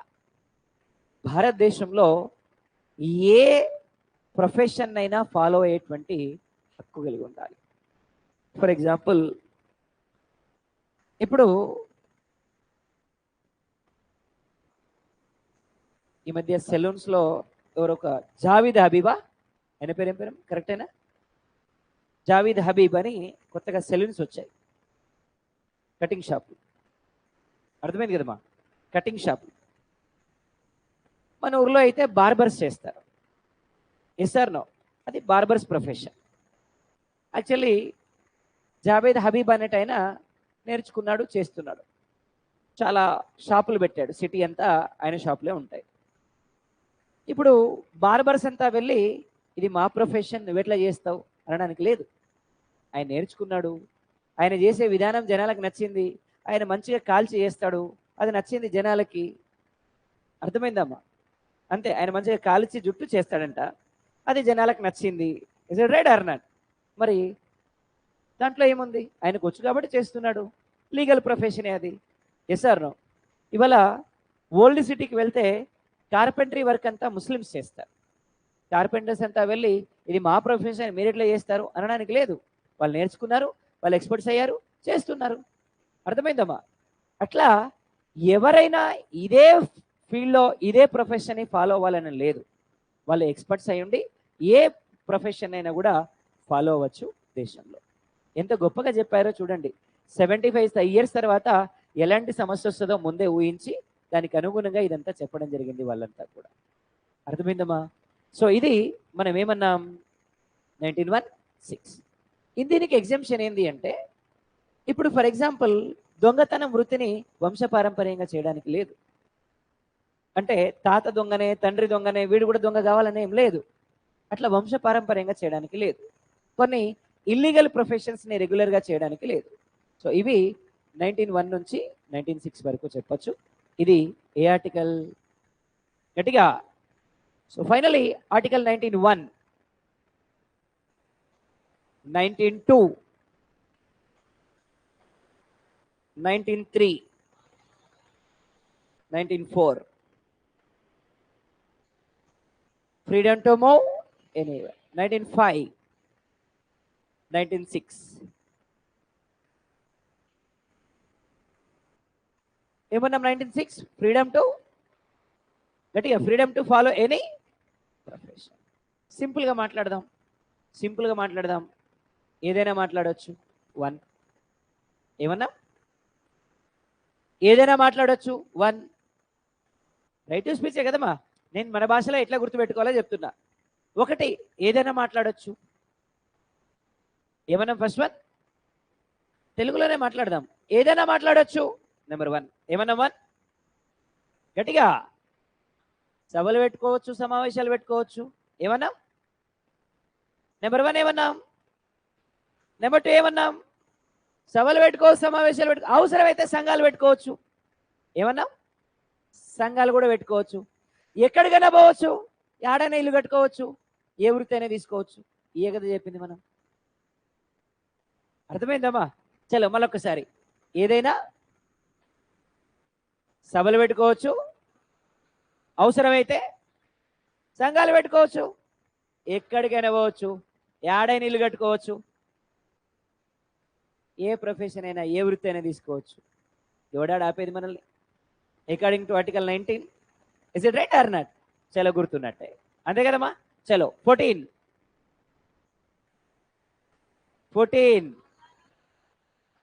All are equal before. 15. Discriminations in grounds of gender, caste, religion, place of birth. 16. Reservations for backward classes to make them promote. 17. Abolition of untouchability. 18. 1. నేను 1901 అని లేదమ్మా, 1 అన్నా.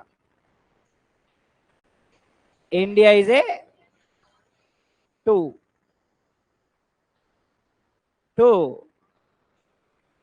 Formation of new states. 3. 4. 5. People who are born before 1950 January 26 or after all are India. 6. 7. 8. 9.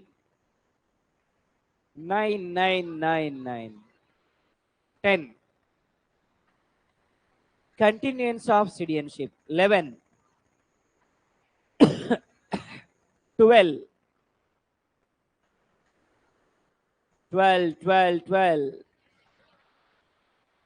13. 14. All are equal before law. 15. 16. 17. 18. 19. 20. ఏమన్నాం sir? 20 అంటే 1 crime 1 punishment. ఒక నేరానికి ఒకటే శిక్ష. ఒక నేరానికి ఒకటే శిక్ష. 1 crime 1 punishment. ఫర్ ఎగ్జాంపుల్, ఎవరైనా ఒక పర్సన్ ఏదో ఒక నేరం చేశాడు, అరెస్టు చేయబడ్డాడు, అతనికి ఒక శిక్ష వేశారు. ఆ శిక్ష కంటిన్యూ అవుతున్నప్పుడే ఇంకో శిక్ష అయ్యొద్దు. ఫర్ ఎగ్జాంపుల్, లైఫ్ టైం జైలేశారు, యావజ్జీవ కారాగార శిక్ష వేశారు, మళ్ళీ అతనికి మళ్ళీ ఉరి శిక్ష వేయొద్దు. ఏ ఆర్టికల్? ఏమన్నాం? ఆర్టికల్ 20. సో లైఫ్ టైం, గట్టిగా ఏమన్నా? 1 crime 1 punishment. ఏ ఆర్టికల్ అమ్మా? 21 ఏమన్నాం సార్ అంటే రైట్ టు లివింగ్. ఏమన్నా? ఏ ఆర్టికల్ అమ్మా? 21 ఏమన్నాం? జీవించే హక్కు అంటున్నాం. ఏమనాలా? రైట్ టు లివింగ్ అంటున్నాం. ఏమన్నాం? మరి ఎట్లా పడితే అట్లా జీవించడానికి వీల్లేదు. మనం జీవించాలంటే కొన్ని స్టాండర్డ్స్ కావాలి. మరి ఎలా జీవించాలి? కాన్స్టిట్యూషన్ ఎలా జీవించమని చెప్పింది? ఒకటి, providing fresh air to the public is the responsibility of government. స్వచ్ఛమైన గాలిని ప్రజలకు అందించాలి. స్వచ్ఛమైన గాలి. చాదర్ఘట్ చౌరస్తాలను, ఖైరతాబాద్ జంక్షన్లను, అమీర్పేట్ చౌరస్తా, మైత్రివనం జంక్షన్లను నిలబడితే స్వచ్ఛమైన గాలి చాలా వస్తుందమ్మా. 2 రోజులు 3 రోజులు ముక్కులు పనిచేయవిగా, అంత స్వచ్ఛమైన గాలి వస్తుంది అక్కడ. అర్థమైందమ్మా? కానీ ఏమని చెప్తుంది రాజ్యం? స్వచ్ఛమైన గాలిని అందించాలని చెప్తుంది. దీన్ని బేస్ చేసుకునే ఢిల్లీలో ఈవెన్ అండ్ ఆడ్ సిస్టమ్ తీసుకొచ్చారు. తెలుసా మీకు? ఢిల్లీలో ఈవెన్ ఆడ్ సిస్టమ్ తీసుకొచ్చారు. అంటే ఏంటంటే, ఏంటి sir even and odd system ఢిల్లీలో అంటే, బండి యొక్క నెంబర్ ప్లేట్ ఉంది. నెంబర్ ప్లేట్కి చివర్లో ఏ నెంబర్ ఉంటే, ఈవెన్ నెంబర్ ఉంటే ఈవెన్ డేస్లో బండి నడపాలి, ఆ డేస్లో నడిపోతుంది. ఆడ్ నెంబర్ ఉంటే ఆ డేస్లో బండి నడపాలి, ఈవెన్ డేస్లో నడిపోతుంది. అర్థమైందమ్మా? 0 ఉంటే మొత్తం నెంబర్ని యాడ్ చేసి ఏ నెంబర్ వస్తుందో అది ఇస్తారు. అన్ని 0 ఇయర్గా. ఇలాంటి అధిక తెలివిగాలు ఉంటారని తెలుసు వాళ్ళకి ముందే, అందుకని అన్ని ఇయ్యరు. అర్థమైంది కదా? రైట్. సో ఇట్లా ఏమంటున్నారు సార్ అంటే, ఆ నెంబర్స్ని బేస్ చేసుకొని ఈవెన్ ఆడ్ సిస్టమ్ ఉంది. అంతేగాని నా బండి నా ఇష్టం, నా పెట్రోల్ నా ఇష్టం, సో నేను నడుపుకుంటే నీకేమైంది, నాదే కదా పోయేది అన్నమంటే తీసుకెళ్ళి బొక్కలు కూర్చోబెడతారు. ఎందుకు సార్ అంటే, నీ బండే, నీ పెట్రోలే, నీ డబ్బులే, కానీ నీ బండిలో నుంచి వచ్చే పొల్యూషన్ నీ ఒక్కడికి హామ్ కాదు, అందరికీ హామ్. అందుకే తీసుకెళ్ళి బొక్కలు కూర్చోబెడతారు. కాబట్టి సమాజాన్ని సంరక్షించాల్సినటువంటి బాధ్యత కూడా ప్రభుత్వం మీద ఉంటుంది. దాన్ని దృష్టిలో పెట్టుకొని ఇట్లాంటి రిస్ట్రిక్షన్స్ కొన్ని తీసుకొస్తారు. ఢిల్లీలో తీసుకొచ్చినటువంటి ఈవెన్ అండ్ ఆడ్ సిస్టమ్ ఏ ఆర్టికల్ని బేస్ చేసుకొని తీసుకొచ్చారు అంటే ఆర్టికల్ 21. గట్టిగా, ఏ ఆర్టికల్ని బేస్ చేసుకొని? ఏమన్నా? ఆర్టికల్ 21. అందులో భాగంగా నెంబర్ 1 ఏమంటున్నాం? Providing fresh air to the public. స్వచ్ఛమైన గాలిని ప్రజలకు అందించాలి. కొన్ని ప్రాంతాల్లో ఫ్యాక్టరీలు పెట్టేటప్పుడు గ్రీన్ ట్రిబ్యునల్ వాళ్ళు పర్మిషన్ ఇవ్వరు. ఎందుకని? అక్కడ ఉండేటువంటి పొల్యూషన్, సో వాళ్ళు పొల్యూషన్ వస్తుంది, ప్రజలకు ఇబ్బంది అవుతుంది కాబట్టి పర్మిషన్ ఇవ్వరు అనమాట. సెకండ్ వన్ ఏమన్నారు సార్ అంటే, ఒకటేమో ఫ్రెష్ ఎయిర్. సెకండ్ వన్ ఏమన్నారు అంటే providing safe drinking water to the public. స్వచ్ఛమైన తాగునీటిని ప్రజలకు అందించాలి. ఫస్ట్ తాగునీళ్ళు అందిస్తే చాలు, అవి స్వచ్ఛమైనయా కాదా తర్వాత సంగతి. ఈరోజు పరిస్థితి అదే, అవునా కదమ్మా? మీకు తెలుసో లేదో, గతంలో ఇక్కడ 5 రూపాయలకే 20 వాటర్ ఏటీఎంలని ఏర్పాటు చేసిండ్రు. వాటర్ ఏటీఎంస్ కొన్ని సందర్భాల్లో బాగానే ఉన్నాయి, కానీ కొన్ని ఏరియాలలో వాటర్ ఏటీఎంస్ ఎట్లుంటాయంటే, ఈ పక్కన సులభ్ కాంప్లెక్స్ ఉంటుంది, ఈ పక్కనే వాటర్ ఏటీఎం ఉంటుంది, రెండింటికి కలిపి కామన్గా ట్యాంక్ ఉంటుంది, ఈ పక్క నీళ్ళు వస్తాయి. 5 రూపాయల క్యాన్ వేస్తే నిండుతాయి అన్నమాట. అది పరిస్థితి. ఇది కదా స్వచ్ఛమైన నీళ్ళు, ఇవి కదా ప్రభుత్వం అని చెప్పేది స్వచ్ఛమైన నీరు. ఇది సెకండ్. థర్డ్ వన్ ఏమన్నాం సార్ అంటే providing safe roads to the public.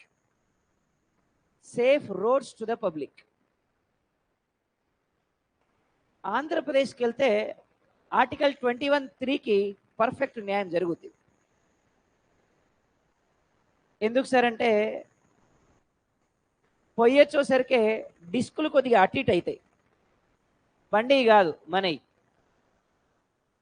మన డిస్కులు కొద్దిగా అటు ఇటు అవుతాయి. అర్థమైంది కదా మీకు? కాబట్టి ఇది 3.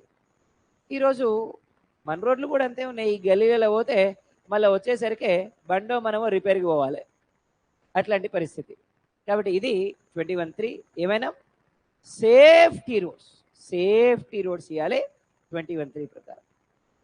నెంబర్ 4 ఏమన్నామంటే establishment of parks between the residential areas.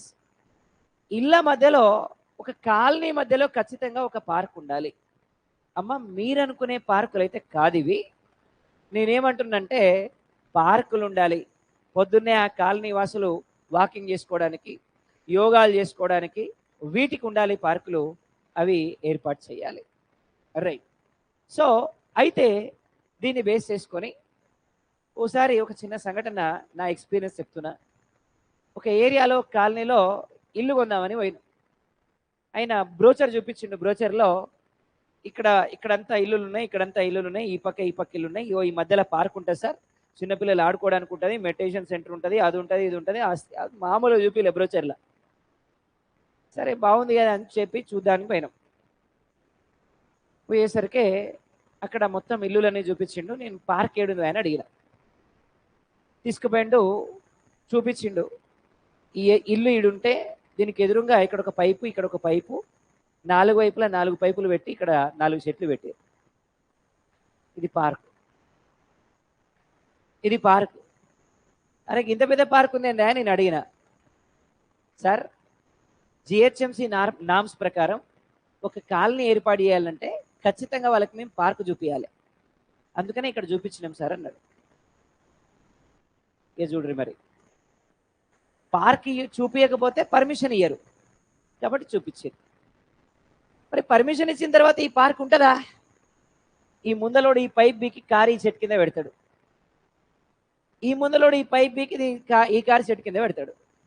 లేదంటే ఏం చేస్తారు, ఈ మొత్తం బీకేసి సగం ఇది ఆక్యుపై చేస్తారు, సగం ఇల్లు ఆక్యుపై చేస్తారు, అంతే. Is it right అర్నా? కానీ పర్మిషన్ ఇయ్యరు. మరి పర్మిషన్ ఎట్లా ఇచ్చిరో చూడ్రి. మరి ఇంత పెద్ద పార్క్ ఉంది కాబట్టి పర్మిషన్ ఇచ్చింది, లేకపోతే పర్మిషన్ ఇవ్వకపోతుంది. Is it right or not? అట్లా ఎస్టాబ్లిష్మెంట్ ఆఫ్ పార్క్స్ కూడా one of the important thing. అర్థమైందమ్మా? ఇంకా ఏమన్నాం సార్ అంటే providing minimum facilities for prisoners in jails.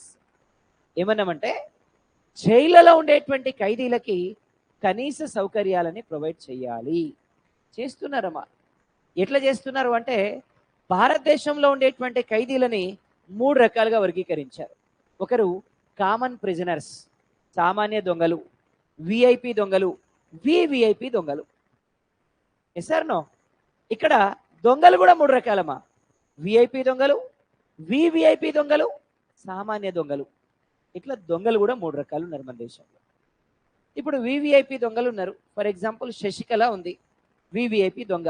తెలుసా శశికళ? జయలలిత వాళ్ళ పార్ట్నర్ తెలుసు కదా. ఆమెని అరెస్ట్ చేసి జైల్లో పెట్టారు. జైల్లో పెడితే జైల్లో ఆమెకి సింగిల్ బెడ్రూమ్ ప్రొవైడ్ చేశారు. జైలు అటాచ్మెంట్ గోడలు కూలగొట్టి లోపల టైల్స్ వేసి ఒక బెడ్రూము, ఒక హాలు, ఒక బాత్రూము, ఒక కిచెను, ఇవన్నీ ఏర్పాటు చేసింది. ఇప్పుడు ఆమె జైల్లో ఉంటేంది, ఇంట్లో ఉంటేంది, మళ్ళీ ఒక ఏసీ. అర్థమైందమ్మా? ఇవన్నీ కూడా ప్రొవైడ్ చేసింది. జైల్లో ఉన్న ఇంటికాడ ఉన్నొకటే కదా. అంటే ఇవాళ ఏమైంది సార్ నేరగాళ్ళకి అంటే విఐపి నేరగాళ్ళకి, వివిఐపి నేరగాళ్ళకి ఏమైపోయినాయి సార్ జైల్లో అంటే టూరిస్ట్ స్పాట్లు అయిపోయినాయి. ఎప్పుడైనా బయట ప్రజాసేవ చేసి చేసి చేసి బోర్ కొడితే అట్లా సరదాగా ఒక 6 నెలలో 1 ఇయర్ అక్కడికి వెళ్ళి కొద్దిగా రెస్ట్ తీసుకొని అక్కడే మెడిటేషన్, అక్కడే యోగా ఇవన్నీ ప్రాక్టీస్ చేసి మళ్ళీ 6 నెలల తర్వాత చాలా ఉత్తేజమైనటువంటి మొహంతో బయటకు వస్తున్నారు అనమాట వాళ్ళంతా కూడా. Is it right or not? Yes or no? అది ఏం చేయాలి సార్? నేరం చేసిండు, ప్రూవ్ అయింది, తీసుకుపోయి ఉరిశిక్ష చేసి పడేయాలి. అప్పుడు దేశంలో నేరాలు తగ్గుతాయి. Is it true or not? So ఇట్లా వాడు ఏం చేస్తున్నాడు, లక్షల కోట్లు మింగేస్తున్నారు. 6 నెలల సంవత్సరం జైలుకి పోతున్నారు, మళ్ళీ బయటకు వస్తున్నారు, దర్జాగా తిరుగుతున్నారు ఇలా భారతదేశంలో. Is it true or not? So this is what happening. సామాన్యుడు ఎప్పటికీ సామాన్యుడిగానే బతుకుతున్నాడు, కానీ శిక్షలు అనుభవించేవాడు ఎవడు సార్ అంటే సామాన్యుడు. అవునా కదమ్మా? Is it right or not? So ఇలా పరిస్థితి ఏంటి సార్ అంటే ఒక చిన్న ఎగ్జాంపుల్ చెప్తా. తెలంగాణలో ఒక ఎమ్మెల్యే కొడుకు ర్యాష్ డ్రైవింగ్ చేసి యాక్సిడెంట్ చేసి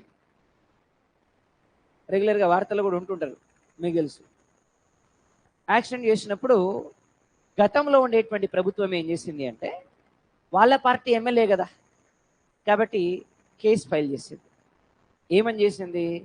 at the time of driving ఆయన లేడు, వాళ్ళ బాబు కాదు డ్రైవింగ్ చేసేది, వాళ్ళ డ్రైవర్ చేస్తున్నాడు కాబట్టి శిక్ష ఎవరికి ఇవ్వాలా? వాళ్ళ డ్రైవర్కి ఇవ్వాలి. డ్రైవర్ని తీసుకెళ్ళి జైల్లో పెట్టారు. ఏం పాపం, ఆ డ్రైవరే నడపలేదు, నడిపింది వాళ్ళ కొడుకు, ఎమ్మెల్యే వాళ్ళ కొడుకు, కానీ డ్రైవర్ని జైల్లో పెట్టారు. దానికి సహకరించింది ఒక సిఐ, ఒక ఎస్ఐ, మిగతా వాళ్ళు. ప్రభుత్వం మారింది. మారిన తర్వాత ఈ విషయాన్ని సీరియస్గా తీసుకొని ఖచ్చితంగా ఇది మా దగ్గర ప్రూఫ్స్ ఉన్నాయని చెప్పి ఎవరైతే దీనికి సహకరించినటువంటి పోలీస్ డిపార్ట్మెంట్ వాళ్ళు ఉన్నారో వాళ్ళని సస్పెండ్ చేశారు. ఆయనకు నోటీసులు పంపించారు. నోటీసులు పంపించి మీరు వచ్చి ఎక్స్ప్లెనేషన్ ఇస్తారా, మేమే పట్టుకురావాలి. అప్పుడు దుబాయ్కి పారిపోయారు. అయినా కూడా వదిలిపెట్టలేదు. చివరికి వాళ్ళు కోర్టుకు వెళ్ళి పిటిషన్ తీసుకున్నారు, మమ్మల్ని అరెస్ట్ చేయొద్దు అని చెప్పి. ఇట్లుంటుంది అనమాట దేశం. నేరం చేసేది ఒకడు, శిక్ష అనుభవించేది ఒకడు. Is it true or not? కారణం ఏంది? డబ్బులు.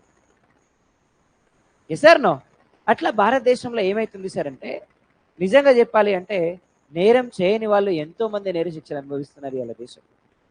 ఇవాళ పరిస్థితులు ఏంటి అంటే, సామాన్యమైనటువంటి ఖైదీలకి ఒక రకమైనటువంటి వ్యవస్థ ఉంటుంది, విఐపి ఖైదీలు, వివిఐపి ఖైదీలు, దొంగలలో కూడా ఇవన్నీ ఏంటో మనకి అర్థం కాలేదు. సో మీకు గుర్తుందో లేదో, చంద్రబాబు నాయుడు గారు జైల్లో ఉన్నప్పుడు రాజమండ్రిలో ఆయనకి అవుట్ సైడ్ ఫుడ్ పర్మిషన్ ఇవ్వకపోతే మళ్ళీ కోర్టుకు వెళ్ళి ఫుడ్ పర్మిషన్ తీసుకొని మళ్ళీ తీసుకెళ్లారు. Is it right or not? అట్లా ఏమంటున్నాం సార్ అంటే, ఈరోజు రైట్ టు లివింగ్ని బేస్ చేసుకొని వీటన్నిటిని కూడా ఇవ్వాలి. అర్థమైందా? ఎట్లా పడితే అట్లా బతకొద్దు. మనం బతకడానికి ఒక క్వాలిటీ ఉండాలి. ఒక ఆయన చెప్తాడు మన దగ్గరికి వచ్చి, నేను వచ్చినాకనే నీళ్ళు వచ్చినాయి, లేకపోతే మీకు తాగడానికి నీళ్ళు కూడా లేవు, 50 ఏళ్ళలో మీ వాళ్ళు ఎవరు నీళ్ళు తాగలే, ఇప్పుడు నేను వచ్చినా కాబట్టి మీరు నీళ్ళు తాగుతున్నామని చెప్తాడు. Is it right or not? అది నీ బాధ్యత రాబాయి. నేను ఎన్నుకున్న దేనికి? ఇవన్నీ ఇస్తామనే కదా. మరి ఇవ్వకపోతే ఎట్లా? మరి అది మా ఫండమెంటల్ రైట్. ఆర్టికల్ 21లో క్లియర్గా చెప్పారు. Is it right or not? అంతేగాని నువ్వు మా మీద దానానికో మా మీద జాలితోట నువ్వు ఇవ్వట్లే, అది మా బాధ్యత, నువ్వు ఇవ్వాల్సినటువంటి బాధ్యత నీ మీద ఉంటుంది. Is it true or not? ఇది నేనే రోడ్లు వేసినా, నన్ను మించిన రోడ్లు వేసినా ఇంకెవరు లేరని చెప్తాడు ఒక ఆయన. అది నీ బాధ్యత. వేయాలని నేను ఎన్నుకున్న దేనికి? Is it true or not? అగో ఇది article 21.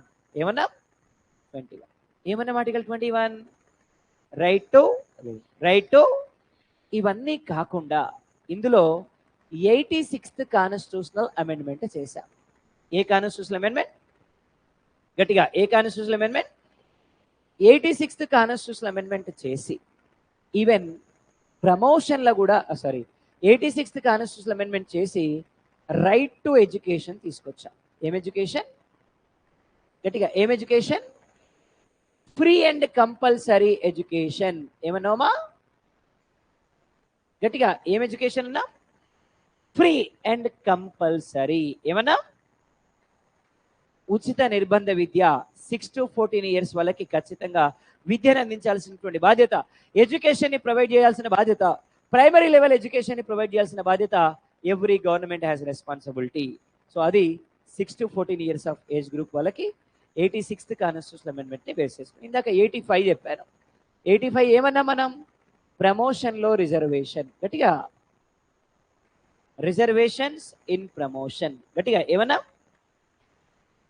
Reservation in promotion according to what? 86th constitutional amendment ఏమన్నాం?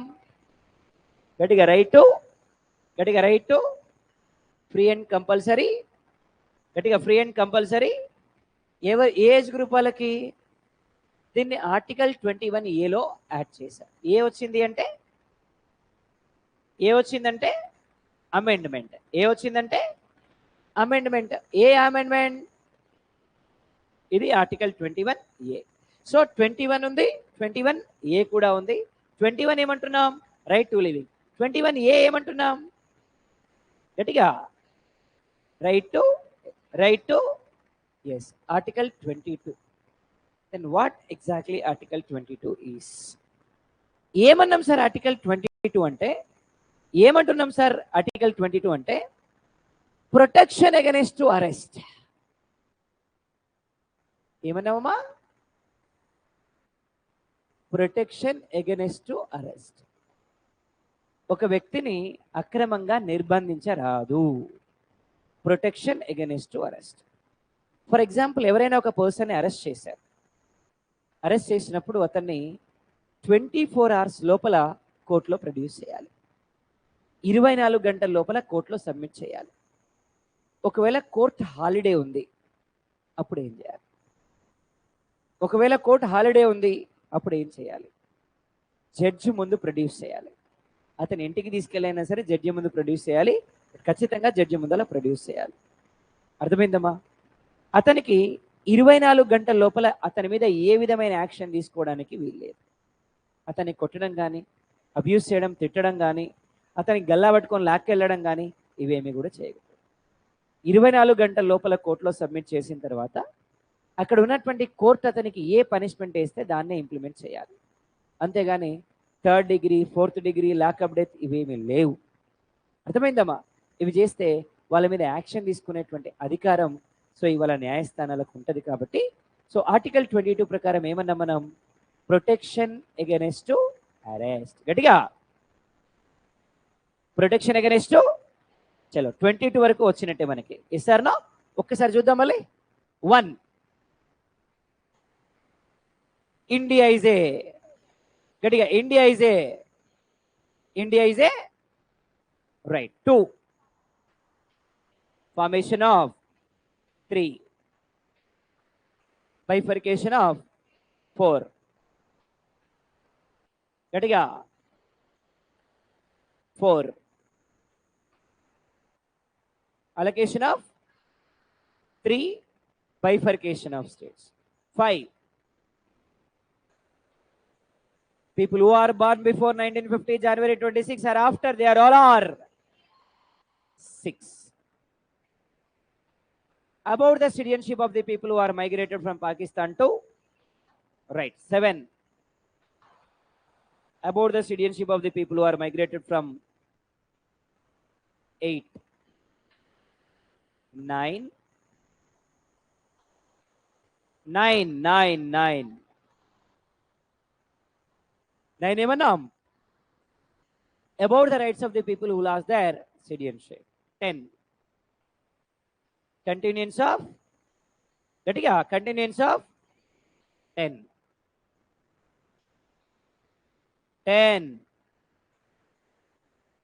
10 ఏమన్నాం? continuance of citizenship. 11, parliament in India has a right to make amendment of citizens. అంతే కదమ్మా? ఇంకేమన్నాం? Indian is always. 12, introduction of. 13, Parliament and Supreme Court of India doesn't have any rights to make laws against to fundamental rights. Right. 14, all are equal before. 15, discrimination in grounds of gender, caste, religion, place of birth, locality. Right. Next to 16,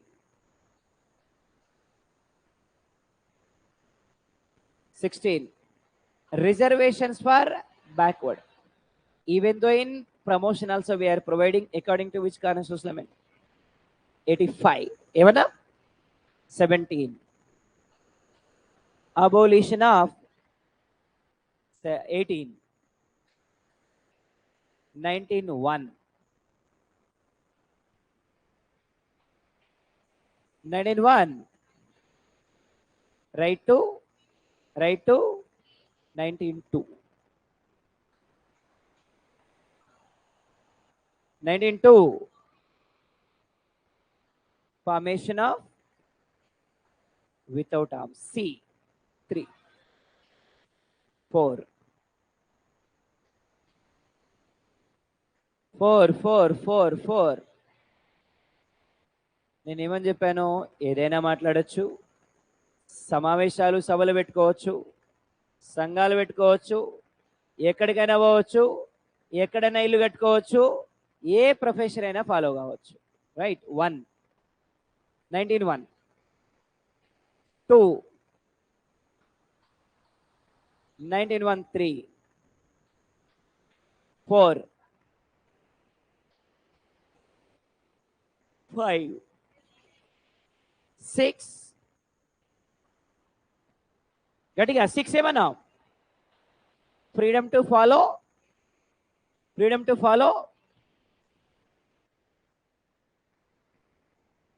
20. 1 crime, 1 punishment. 1 crime, 1 crime. Right. 20, 21, 22. Protection against. Next ఏమన్నాం? Right to freedom తర్వాత right against exploitation. ఏమన్నామమ్మా? Right against exploitation. ఏమన్నా? Which article? Article 23. ఏమన్నా? Article 23, 24. Right against exploitation. Right against. Come to the article 23. What about this article 23? ఏమంటున్నాం sir article 23లో అంటే right against exploitation. ఏమన్నామమ్మా? గట్టిగా ఏమన్నామమ్మా? Right against exploitation. దీన్నే abolition of human trafficking అంటామా? ఏమనాలమ్మా? అబోలిషన్ ఆఫ్ హ్యూమన్ ట్రాఫికింగ్ అంటున్నా. Abolition of what? గట్టిగా అబోలిషన్ ఆఫ్ వాట్? మానవ అక్రమ రవాణా నిషిద్ధం. మానవుల్ని అక్రమంగా రవాణా చేయడం అనేది అబోలిస్ట్. సార్ వాట్ ఎగ్జాక్ట్లీ మానవ అక్రమ రవాణా? చూద్దాం. ఫర్ ఎగ్జాంపుల్, ఏంటి మానవ అక్రమ రవాణా అంటే, ఇవాళ చాలా ప్రాంతాలలో ఎస్పెషల్లీ కొన్ని తాండాస్లో కానీ కొన్ని ట్రైబల్ ఏరియాస్లో కానీ ఇప్పటికీ కూడా చిన్న పిల్లల్ని అమ్మేస్తున్నారు. చాలా పేపర్లలో చూస్తున్నాం మనం. అది అబోలిషన్ ఆఫ్ హ్యూమన్ ట్రాఫికింగ్. ఇది ఫస్ట్ థింగ్. సెకండ్ వన్, కొన్ని ఏరియాస్లో అమ్మాయిల్ని అరబ్ కంట్రీస్కి అమ్మేస్తున్నారు. ఇది అబోలిషన్ ఆఫ్ హ్యూమన్ ట్రాఫికింగ్. అర్థమైందమ్మా? సో మానవ అక్రమణ నిషిద్ధం. మానవుల్ని అక్రమంగా ఎక్స్పోర్ట్ చేయడం అనేది అబోలిష్డ్ అకార్డింగ్ టు ఆర్టికల్ 20. ఆర్టికల్ 20 చిన్న ఎగ్జాంపుల్ చెప్తా, మీకు ఇంకా క్లియర్గా అర్థమవుతుంది. ఫర్ ఎగ్జాంపుల్, ఎవరైనా లవ్ మ్యారేజ్ చేసుకుంటున్నారు. వాస్తవానికి అమ్మాయికి ఎంత వయసు ఉండాలి? 18 years ఉండాలి. అబ్బాయికి ఎంత వయసు ఉండాలి? ఇప్పుడు అమ్మాయి కూడా 21 years చేశారు. రైట్. సో 21 years ఉండాలి. ఒకవేళ 21 years లోపల కనుక మీరు వెళ్ళి పెళ్లి చేసుకుంటున్నారు అనుకోండి, వాళ్ళ పేరెంట్స్ వెళ్ళి స్టేషన్లో కేసు పెడతారు. ఏమని?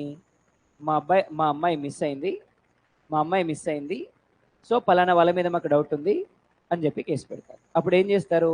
ఆర్టికల్ 23 ప్రకారం మీ మీద abolition of human trafficking case పెడతారు. అది చాలా పెద్ద నేరం అనమాట. ఏస్తింగ్ అటే. అర్థమైందా? కాబట్టి this is what abolition of human trafficking అంటే. సరైనటువంటి వయసు రాకముందు పెళ్లి చేసుకుంటే కూడా అది నేరమే. సరైనటువంటి వయసు వచ్చిన తర్వాత ఆ స్త్రీ యొక్క అనుమతితో మాత్రమే పెళ్లి చేసుకోవాలి. బలవంతంగా తీసుకొని చేసుకోవడానికి వీల్లేదు. అమ్మాయిని అడుగుతారు ఫస్ట్, అమ్మ నీకు ఇష్టమా కాదా? ఒకవేళ అమ్మాయి కనుక ఇష్టం లేదన్నది అనుకో, నీకు సినిమానే ఇక. అర్థమైందా? ఇక అట్లా. కాబట్టి గుర్తుపెట్టుకోండి. రైట్. సో ఏమన్నా మనం ఆర్టికల్ 23 ఏమన్నాం? ఆర్టికల్ 23 అబోలిషన్ ఆఫ్ ఆర్టికల్ 24 ఏమన్నాం సార్ అంటే అబోలిషన్ ఆఫ్ చైల్డ్ లేబర్. ఏమన్నా? Abolition of child labour. బాల కార్మిక వ్యవస్థ నిషిద్ధం. మరి హూ ఆర్ చైల్డ్ లేబర్? ఎవరమ్మా బాల కార్మికులు అంటే? ఎంత వయసు ఉండాలి? 0 to 14, 5 to 14, 0 to 14, 5 to 14, 6 to 14, 3 to 14. యాక్చువల్గా బిలో 14 years అని మనందరికీ తెలుసు. ఇట్లా వచ్చినప్పుడు ఆప్షన్ కొత్త డౌట్ వస్తుంది. Is it right or not? So 0 to 14, 5 to 14, 6 to 14, 3 to 14. What exactly the age?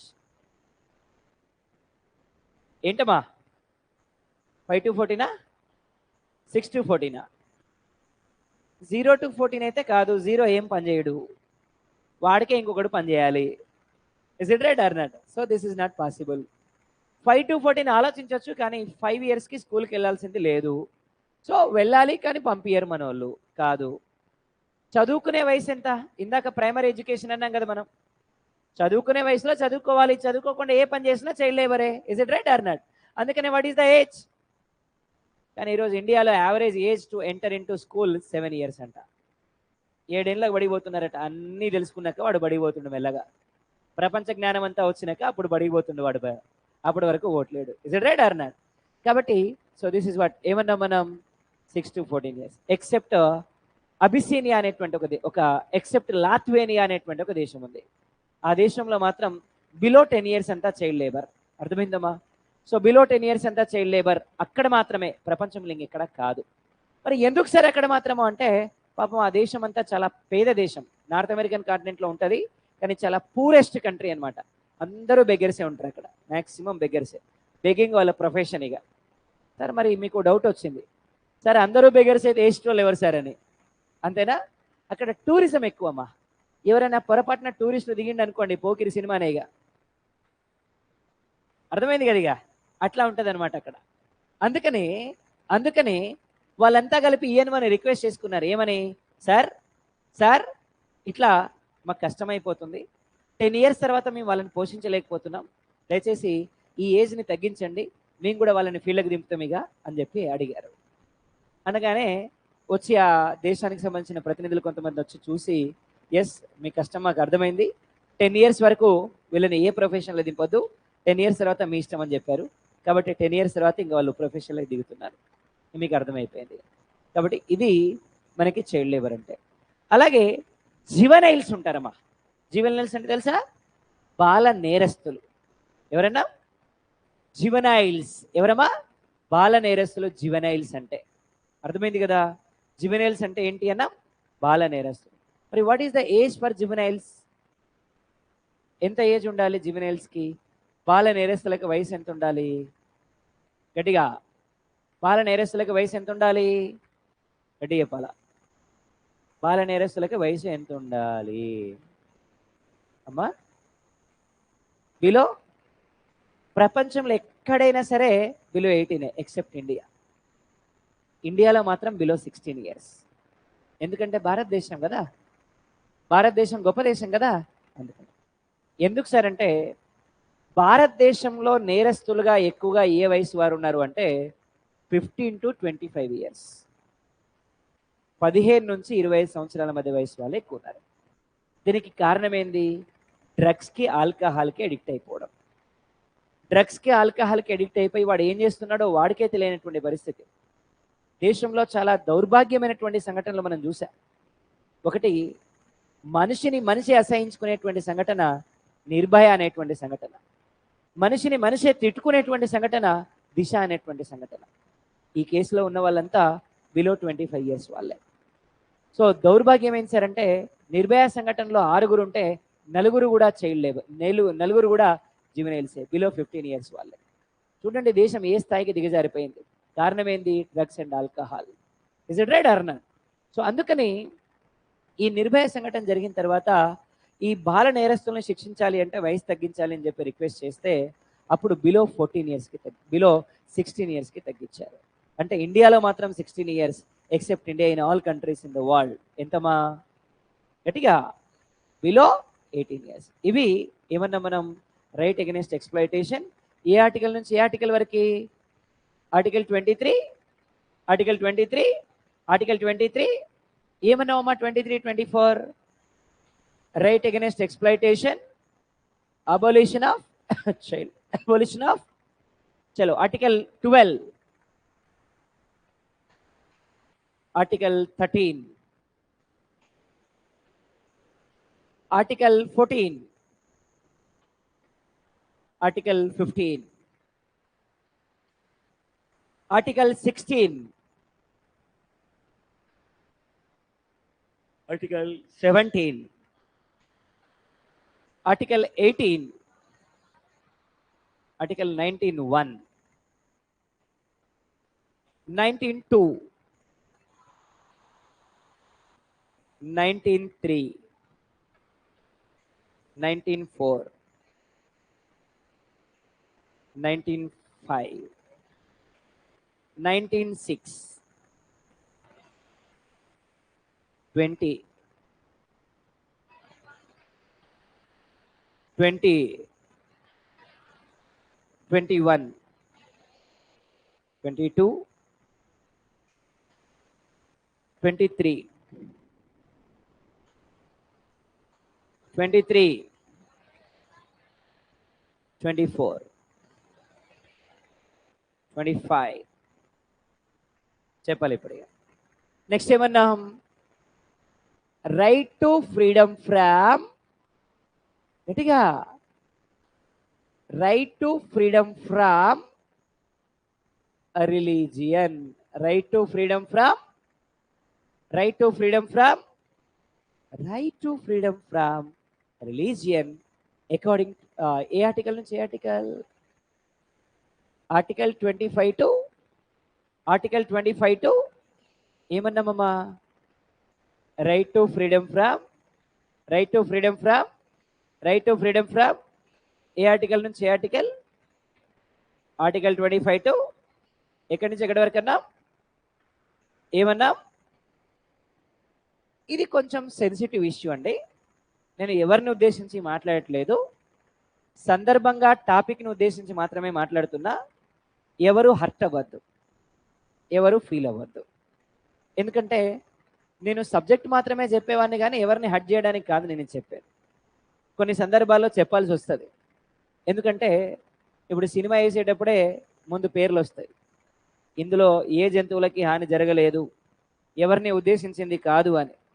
ఇక్కడ కూడా మనం అనేది ఎవరిని ఉద్దేశించింది కాదు, కేవలం సందర్భానుసారం మాత్రమే చెప్పాలి, మతం గురించి మాట్లాడాలి కాబట్టి.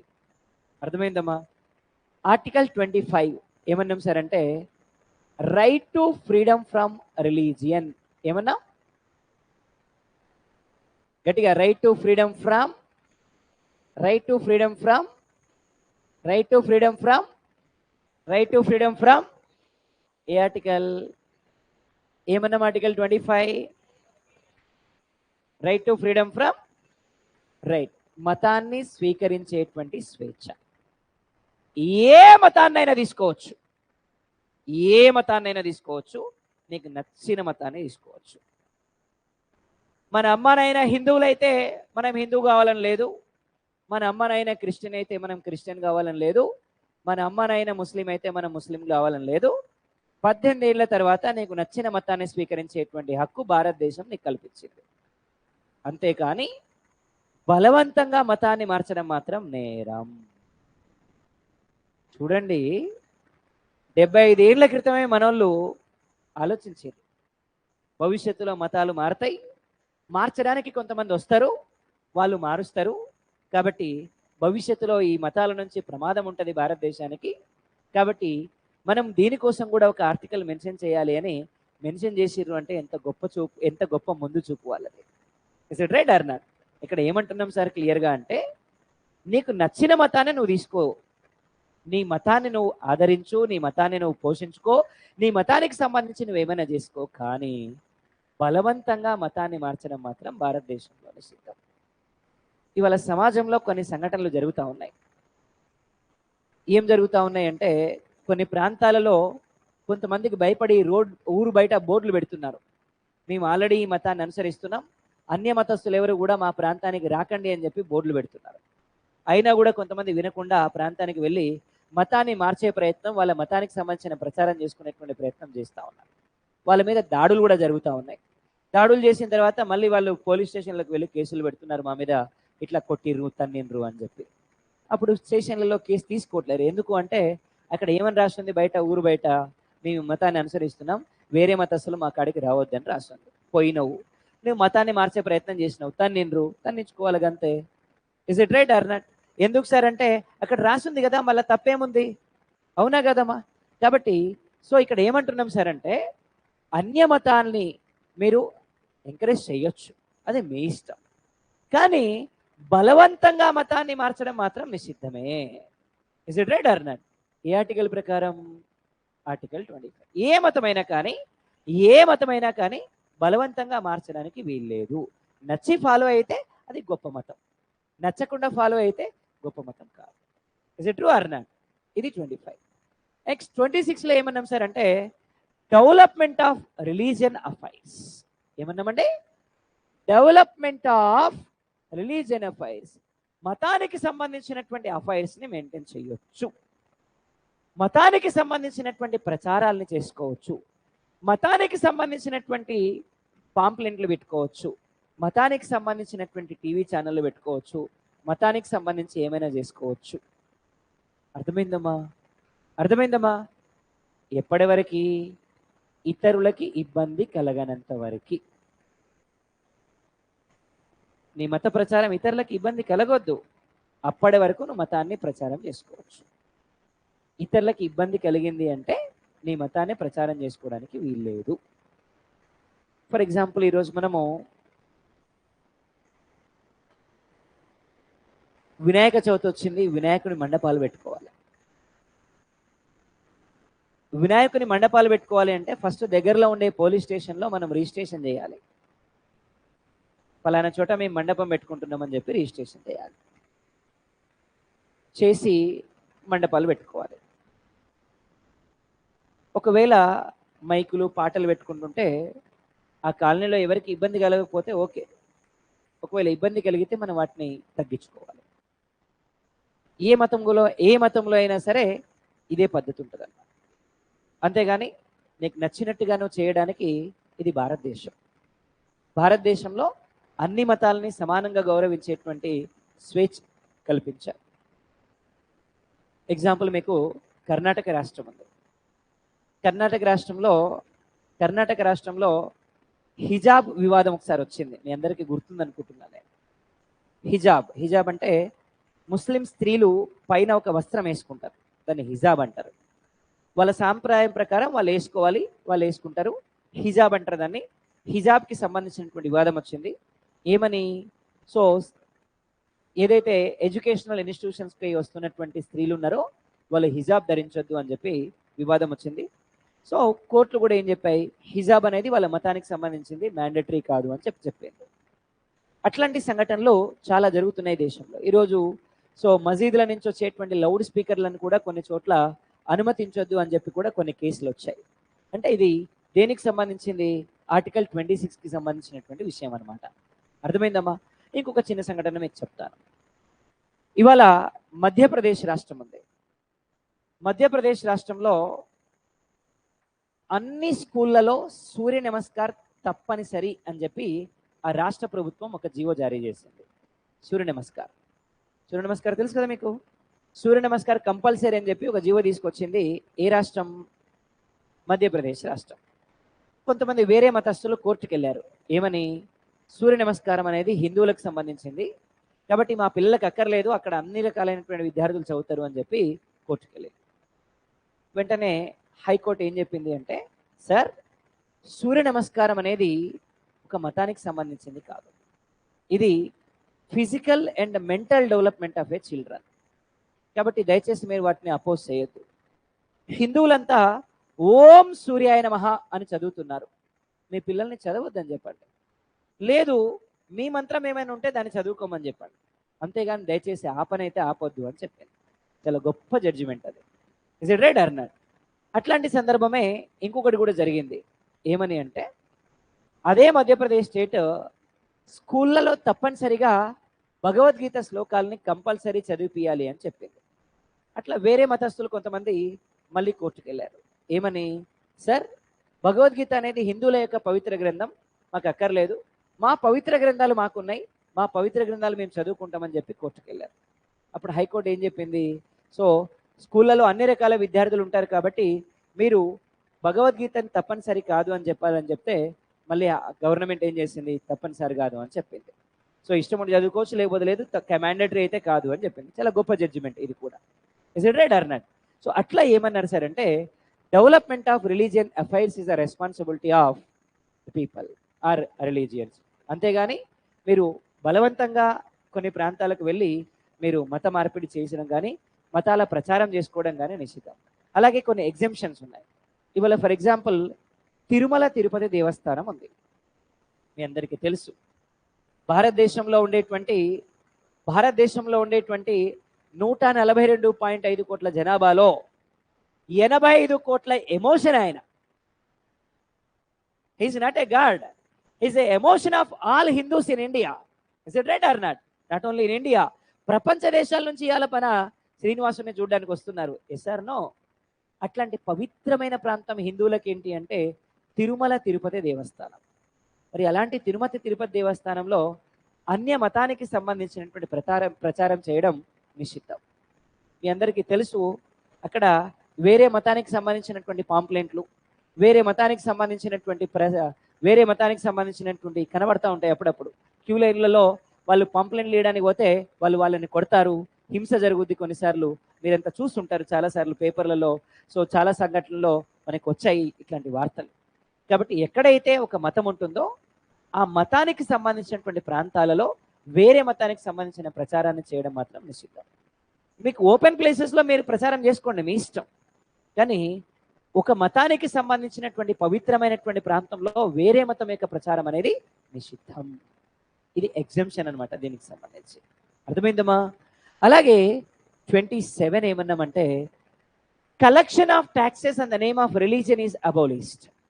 ఒక మతం పేరు మీద ట్యాక్సుల్ని వసూలు చేయడం నిషిద్ధం. మతం పేరు మీద ట్యాక్సులు వసూలు చేయడం నిషిద్ధం. ఒక మతం పేరు మీద ట్యాక్సులు వసూలు చేయడం.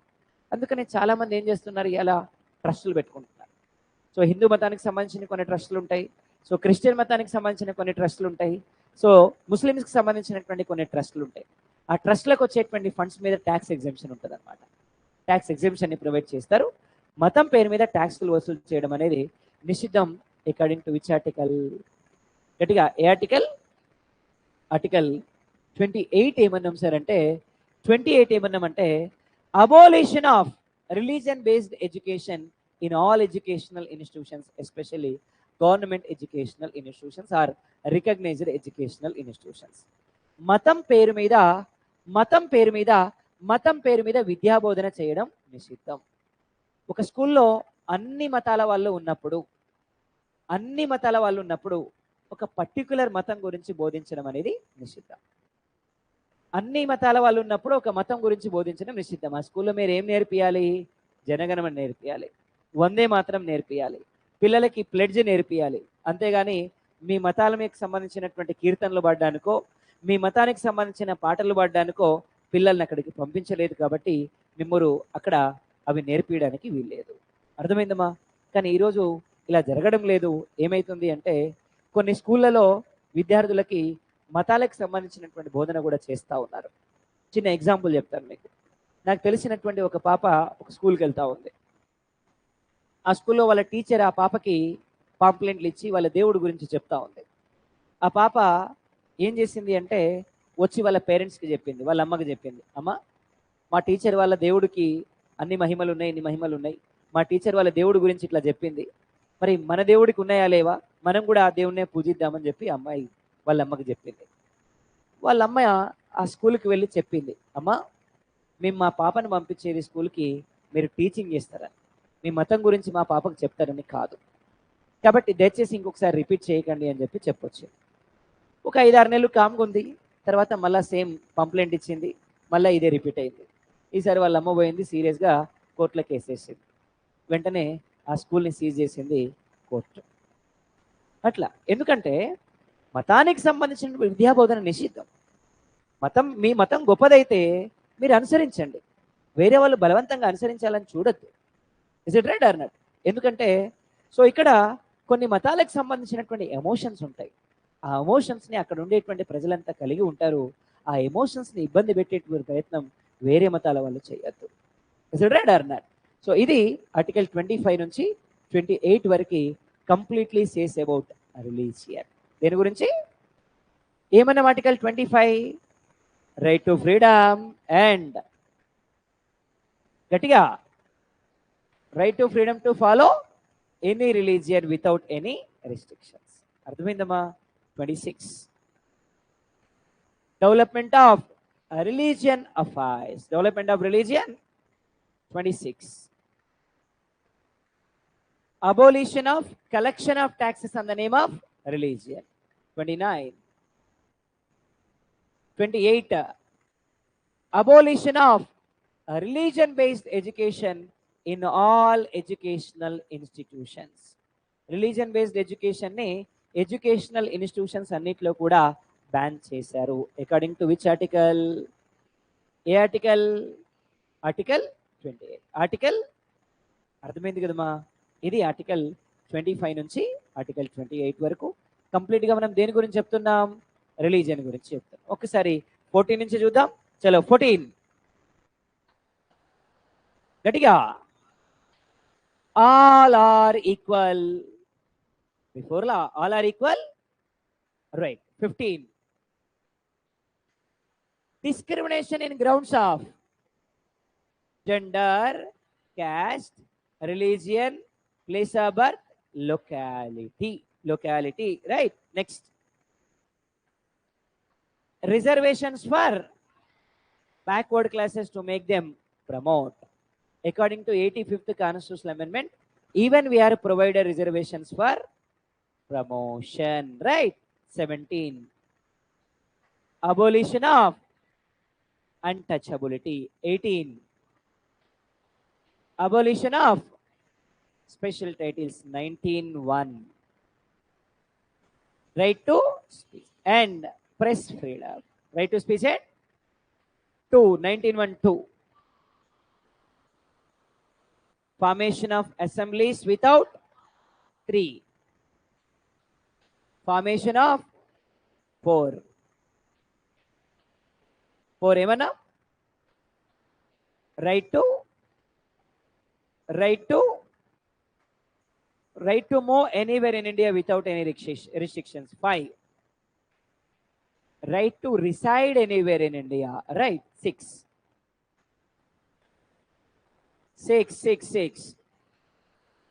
freedom to follow any profession. Next, 20 one crime, one punishment. One crime. 21 right to 22 protection against to. Yes. 23 abolition of human trafficking. Abolition of. 24 abolition of. 25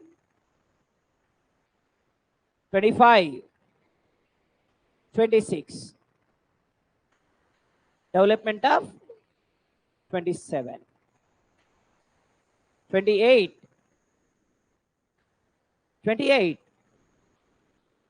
right. Next, ఏమైంది? 9:30 అన్నారు కదా. ఇప్పుడు ఏమైనా క్లాస్ ఉందా? ఏ టైంకి? 9:10కి వదిలిపెడతా. ఇది ఒకటి చెప్తే మనకి ఒక టాపిక్ అయిపోద్ది. 9:15కి వదిలేస్తారు. రైట్. అవసరమైతే నెక్స్ట్ క్లాస్ కొంచెం లేట్గా స్టార్ట్ చేయమని చెప్దాం. రైట్. ఓకే. సో నెక్స్ట్ ఏమన్నాం సార్ అంటే cultural and educational rights. Cultural and educational rights అంటున్నాం. From which article to which article? Article 29. Article 29 ఏమన్నామమ్మా? Cultural and educational rights. Cultural and educational rights 29 and 30. Article 29 ఏమన్నాం sir అంటే protection and development of script and languages for minorities. ఏమన్నా? Protection of script and language. భాషని కానీ లిపిని కానీ మైనారిటీల యొక్క భాషని కానీ మైనారిటీల యొక్క లిపిని కానీ ప్రొటెక్ట్ చేయాల్సినటువంటి బాధ్యత గవర్నమెంట్ మీద ఉంటుంది. That is what represented in article 29. సింపుల్గా చెప్పాలి అంటే ఏమంటున్నాం సార్ అంటే, who are minorities in India? ఎవరైతే లెస్ పాపులేషన్ ఉన్నారో వాళ్ళంతా మైనారిటీస్. ముస్లిమ్స్, క్రిస్టియన్స్, జైన్స్, బౌద్ధ్స్, Sikhs, some tribals, all of these are minorities. Minorities అంటే ముస్లింలో క్రిస్టియన్లో కాదు, ఎవరైతే లెస్ పాపులేషన్ ఉన్నారో వాళ్ళందరూ మైనారిటీస్. మరి కొంతమంది ట్రైబల్స్ ఉన్నారు, వాళ్ళకి సపరేట్ భాష ఉంది. కొంతమంది మైనారిటీస్ ఉన్నారు, వాళ్ళకి సపరేట్ లిపి ఉంది. వాటిని ప్రొటెక్ట్ చేయాల్సినటువంటి బాధ్యత మన గవర్నమెంట్ మీద ఉంటుంది. అందుకని ఆర్టికల్ 29లో ఏమన్నాం సార్ అంటే, protection of script and language of minorities. మైనారిటీల యొక్క భాషని, మైనారిటీల యొక్క లిపిని సంరక్షించాల్సినటువంటి బాధ్యత ప్రభుత్వం మీద ఉన్నది. According to which article? గట్టిగా, ఏ ఆర్టికల్? ఏ ఆర్టికల్? ఆర్టికల్ 30. ఏమంటున్నాం సార్ ఆర్టికల్ 30లో? ఏంటి సార్ ఆర్టికల్ 30లో మనం ఏం చెప్తున్నాం సార్ అంటే, development of education for minorities in India. మైనారిటీల యొక్క ఎడ్యుకేషన్ని మనం డెవలప్ చేయాలి. మైనారిటీల ఎడ్యుకేషన్ డెవలప్ చేయాలి అనేది ఏ ఆర్టికల్లో చెప్తున్నాం మనం? అందుకని ఇవాళ మనకి ఎక్కడైతే ట్రైబల్ ఏరియాస్ ఉన్నాయో ఆ ట్రైబల్ ఏరియాస్లో ఐటీడీఎస్ని ఎస్టాబ్లిష్ చేశారు. ఇండియన్ ట్రైబల్ డెవలప్మెంట్ ఏజెన్సీస్ని ఎస్టాబ్లిష్ చేశారు. 1976 నుంచి ఐటీడీఎస్ ఈరోజు పనిచేస్తున్నాయి. ITDA Rampachodavaram, ITDA Utnoor, ITDA Nagar Kurnool, ITDA, ఇలా చాలా ఉన్నాయి మనకి ఈరోజు ఐటీడీఏలు. ఏం చేస్తారు ఇక్కడ? ఎవరైతే ట్రైబల్స్ ఉంటారో వాళ్ళకి ఎడ్యుకేషన్ని ప్రొవైడ్ చేస్తారు. నాట్ ఓన్లీ ఎడ్యుకేషన్ మాత్రమే కాదు, అక్కడ ఉండేటువంటి స్టూడెంట్స్ ఎవరైతే ఉంటారో అక్కడ ఉండేటువంటి స్టూడెంట్స్కి స్కిల్ డెవలప్మెంట్, కుట్లు అల్లికలు నేర్పించడం, సో తర్వాత వాళ్ళ కాళ్ళ మీద వాళ్ళు నిలబడేలాగా చేయడం. సో ఇదంతా కూడా ఆర్టికల్ 30 ప్రకారం చేస్తున్నారు. అలాగే కొన్ని ట్రైబల్ ఏరియాస్లో ఉండేటువంటి పీపుల్ని ప్రొటెక్ట్ చేయడానికి, అక్కడ అవసరమైతే అక్కడ సివిలైజ్డ్ పీపుల్ని రానియకుండా కూడా చేస్తారు. For example, Andaman Nicobar islands ఉన్నాయి. సో ఈ అండమాన్ నికోబార్ ఐలాండ్స్లో నీగ్రోటైడ్స్ అనేటువంటి ట్రైబ్ ఉన్నారమ్మా. ఎవరున్నారన్నా? నీగ్రోటైడ్స్ అనేటువంటి ట్రైబ్ ఉన్నారు. ఓల్డెస్ట్ ట్రైబ్ వీళ్ళు, ఏన్షియంట్ ట్రైబ్ వీళ్ళు. ఎవరాళ్ళు? నీగ్రోటైడ్స్. మరి ఈ నీగ్రోటైడ్స్ ఎవరైతే నీగ్రోటైడ్స్ ఉన్నారో సో ఆ నీగ్రోటైడ్స్ని ప్రొటెక్ట్ చేయడానికి ఎక్కడుంటారు ఈ నీగ్రోటైడ్స్ అంటే నార్త్ అండమాన్, మిడిల్ అండమాన్ రీజియన్లో ఉంటారనమాట. సో ఈ నీగ్రోటైడ్స్ని ప్రొటెక్ట్ చేయడానికి నార్త్ అండమాన్, మిడిల్ అండమాన్ రీజియన్లో టూరిజంనే బ్యాన్ చేసింది గవర్నమెంట్ ఆఫ్ ఇండియా. అక్కడికి టూరిస్టులు ఎవరు వెళ్ళడానికి లేదు. ఎందుకు సార్ టూరిస్టులు వెళ్ళడానికి లేదు? ఇది అబోలిషన్ టు రైట్ టు ఫ్రీడమే కదా, 19(1)D ప్రకారం నేరమే కదా ఇది. అంటే దేశంలో ఉండేటువంటి ట్రైబల్స్ని ప్రొటెక్ట్ చేయాల్సినటువంటి బాధ్యత కూడా గవర్నమెంట్ పైన ఉంటుంది. వాళ్ళని ప్రొటెక్ట్ చేయడం కోసం ఇక్కడ ఉండేటువంటి ఏరియాస్లో టూరిజంని బ్యాన్ చేయడం జరిగింది మనం. ఎందుకంటే వీళ్ళు మనుషుల్ని తినేటువంటి ఆదిమ జాతి, మనుషుల్ని తింటారు వీళ్ళు. సో ఎవరైనా సివిలైజ్డ్ పీపుల్ అక్కడ ఇవేంటి అనుకోండి, మంచిగా కైమా కొట్టి మంచిగా ఫ్రై చేసుకొని తింటారు వాళ్ళు. అర్థమైంది కదమ్మా? అట్లాంటి జాతి వీళ్ళంతా కూడా. మరి అక్కడికి వెళ్ళినప్పుడు మన వల్ల వాళ్ళకి ప్రాబ్లం లేదు, వాళ్ళ వల్ల మనకు ప్రాబ్లం లేదు, మన వల్లనే వాళ్ళకి ప్రాబ్లం. ఎందుకంటే వీళ్ళు లెస్ పాపులేషన్ ఉన్నారు ఇండియాలో, కేవలం 14 మెంబర్సే ఉంటారు ఇండియాలో వీళ్ళు. ఆ 14 మందిని సంరక్షించాల్సినటువంటి బాధ్యత ప్రభుత్వం మీద ఉంటుంది. అందుకని సో వాళ్ళ దగ్గర మోడర్న్ వెపన్స్ లేవు, మన వాళ్ళ దగ్గర మోడర్న్ వెపన్స్ ఉంటున్నాయి. పోయంగానే వాళ్ళ మీద మీకు వస్తే మనం వాళ్ళని ఫైర్ చేసి చంపేస్తున్నాం. సో ఉన్న 14 మందిని సంరక్షించాల్సినటువంటి బాధ్యత మన మీద ఉంటుంది. అందుకని ఏమంటున్నాం సార్ అంటే, according to article, which article? 30, protection of development of educational institutions for minorities. మైనారిటీస్లో ఎడ్యుకేషన్ని ప్రొవైడ్ చేయాల్సినటువంటి బాధ్యత ఉంది మనకి ఏ ఆర్టికల్ ప్రకారం? గట్టిగా. So already we know article 31. What is article 31? గట్టిగా, వాట్ ఈస్ ఆర్టికల్ 31? గట్టిగా, రైట్ టు ప్రాపర్టీ. ఇప్పుడు ఉందమ్మా రైట్ టు ప్రాపర్టీ? లేదు. ఏమైంది రైట్ టు ప్రాపర్టీ? గట్టిగా, removed from the Indian constitution. A constitution amendment? 44th constitution amendment. ఎందులో add చేసాం మనం? 300 300, 300, 300. మరి article 32 very very very very very very important. ఎన్నిసార్లు అడిగిండో కూడా లెక్కలేదు, అంత ఇంపార్టెంట్. ఏమన్నా ఆర్టికల్ 32 గట్టి చెప్పాలమ్మా. Constitutional remedies. కాన్స్టిట్యూషనల్ ఏ ఆర్టికల్? దీన్నే మనం right to protection of Indian constitution అని కూడా పిలుస్తాం. ఏమనాలి? రైట్ టు ప్రొటెక్షన్ ఆఫ్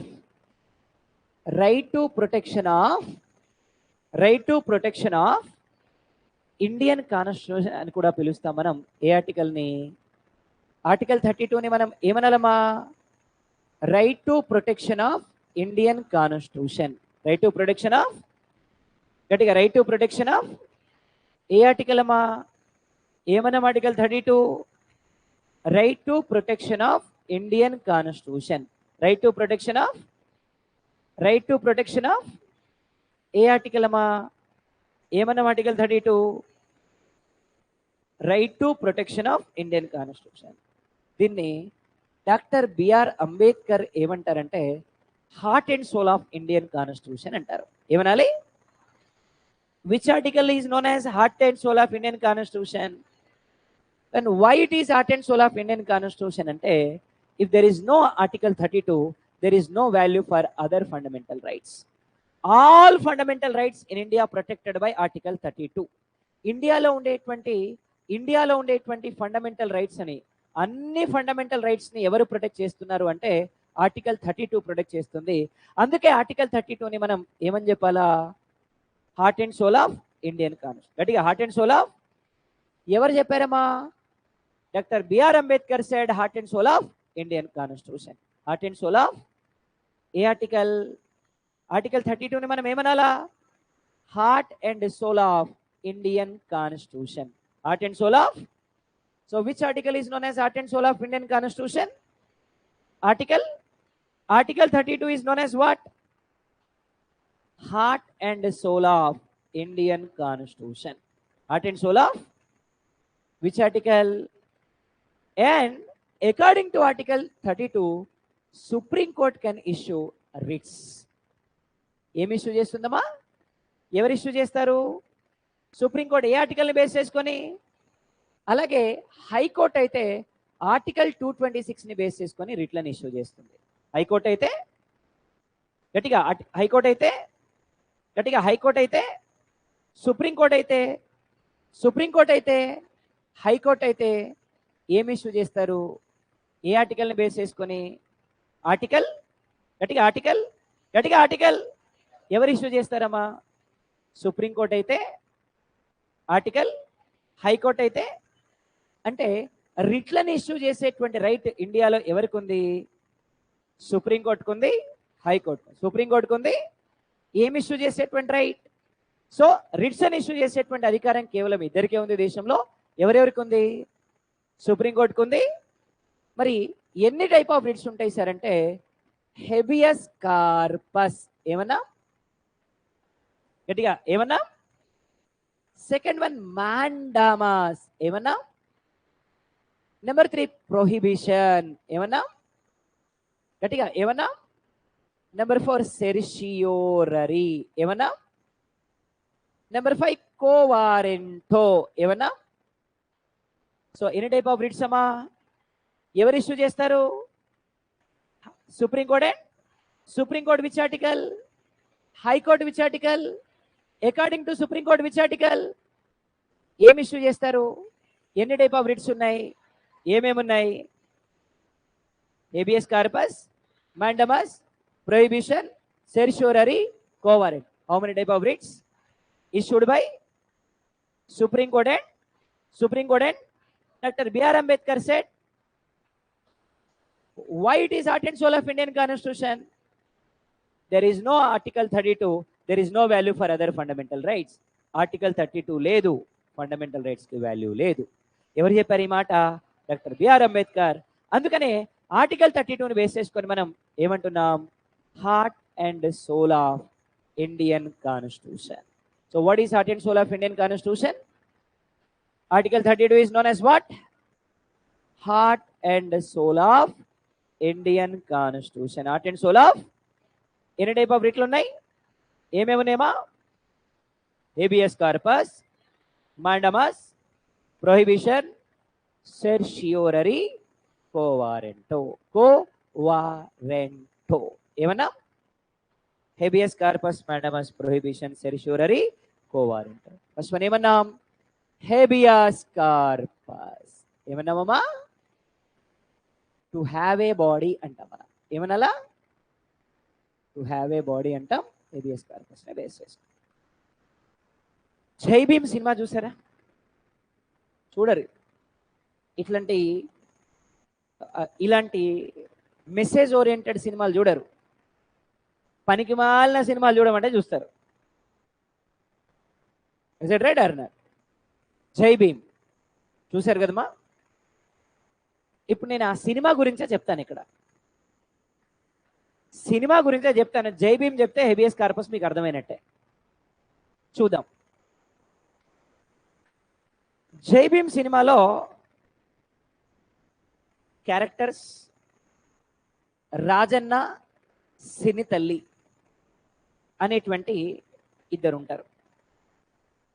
వీళ్ళిద్దరు వైఫ్ అండ్ హస్బెండ్. ఇద్దరు కూడా ట్రైబల్స్, కొండరెడ్లు వాళ్ళు ట్రైబల్స్. వాళ్ళిద్దరు రాజన్న, సిని తల్లి. రాజన్నకి రిలేటివ్స్ ఉంటారు. సిని తల్లి వాళ్ళ అన్న అంటే రాజన్న వాళ్ళ బావమరిది, వాళ్ళ భార్య, ఇంకా కొంతమంది రిలేటివ్స్ ఉంటారు. వీళ్ళంతా ట్రైబల్స్. ట్రైబల్ ఏరియాస్లో వాళ్ళు నివసిస్తుంటారు. ఆ ఊర్లో ఒక జమీందారు ఉంటాడు. ఆ జమీందారు ఆ ఊరిని మొత్తాన్ని కూడా ఆర్డర్ చేస్తూ ఉంటాడు. జమీందారు ఉంటాడు. ఆ ఊరికి దగ్గరలో ఒక పోలీస్ స్టేషన్ ఉంటుంది. అక్కడ ఒక ఎస్ఐ, మిగతా కానిస్టేబుల్స్ ఉంటారు. అలాగే అందులో హీరో సూర్య అలియాస్ చంద్రు అనేటువంటి వ్యక్తి హైకోర్టులో లాయర్గా ప్రాక్టీస్ చేస్తూ ఉంటాడు. జరిగిన విషయం ఏంటి అంటే, వీళ్ళు జనరల్గా ఈ ట్రైబల్ ఏరియాస్లో ఉన్నటువంటి వీళ్ళు ఏం చేస్తారంటే, అడవిలో దొరికేటువంటి తేనె, అడవిలో దొరికేటువంటి కొంకుడుగాయలు, అడవిలో దొరికేటువంటి కరక్కాయలు, అడవిలో దొరికేటువంటి కాజు బాదాము ఇవన్నీ అమ్ముకొని బతుకుతూ ఉంటారు.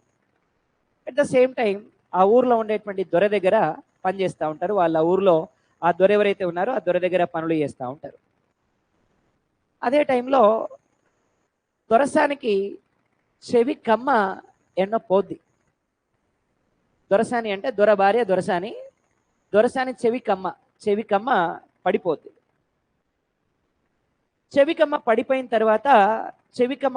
తర్వాత దొరసాని చెవికమ్మ అదే టైంలో రాజన్న, అదే ట్రైబల్ ఆయన ఉన్నాడని కదా మనం, రాజన్న ఆ ఇంట్లో పనిచేయడానికి వస్తాడు. ఏమా ఏదో సంథింగ్ వాళ్ళ ఇంట్లో పాము వస్తే ఆ పాము పెట్టుకుని వెళ్ళడానికో దేనికో మొత్తానికి వస్తాడు. వస్తే దొరసాని ఏమంటదంటే, ఆ పాము పెట్టుకోవడానికి వచ్చినోడే అంటే రాజన్ననే నా చెవికమ్మ తీసిండు అని చెప్పి చెప్తాడు. అరే ఇన్రా నాయన, నేనేమన్నా డైరెక్టర్నా, లేకపోతే నేను ఏమైనా సినిమా తీస్తున్నానా? ఇను కదా, నా బాధ ఏంది నీకు అర్థం కావాలి. నా యాంగిల్లో నేను చెప్తా, ఇను కదా. లేకపోతే నేను ఏమైనా సినిమా డైరెక్టర్, సినిమా తీస్తున్నా నేనేమన్నా? ఇదే తగ్గించుకోవాలి కొద్దిగా. రైట్. అయితే ఇప్పుడు ఏమైంది సార్ అంటే, చెవికమ్మ పోయింది అని చెప్పి ఆ ఊరు ఎస్ఐకి ఫోన్ చేసి చెప్తాడు దొర. వెంటనే రాజన్నని తీసుకెళ్ళి జైల్లో పెడతారు. జైల్లో పెట్టిన తర్వాత నిజం చెప్పమని ఒప్పుకోమని, మేమే దొంగతనం చేసినామని ఒప్పుకోమని వాళ్ళ మీద టార్చర్ చేస్తారు. 3rd degree ప్రయోగిస్తారు. విచక్షణ రహితంగా కొడతారు. సో ఇదంతా చేస్తారు. అంతేకాదు రాజన్న వాళ్ళ బావమరిదిని తీసుకొస్తారు, రాజన్న భార్యని సిని తల్లిని తీసుకొస్తారు, వాళ్ళ చెల్లెని తీసుకొస్తారు. ఎంత దౌర్భాగ్యంగా, ఎంత దుర్మార్గంగా అంటే వివస్థలని చేసి మరీ కొడతారు వాళ్ళని.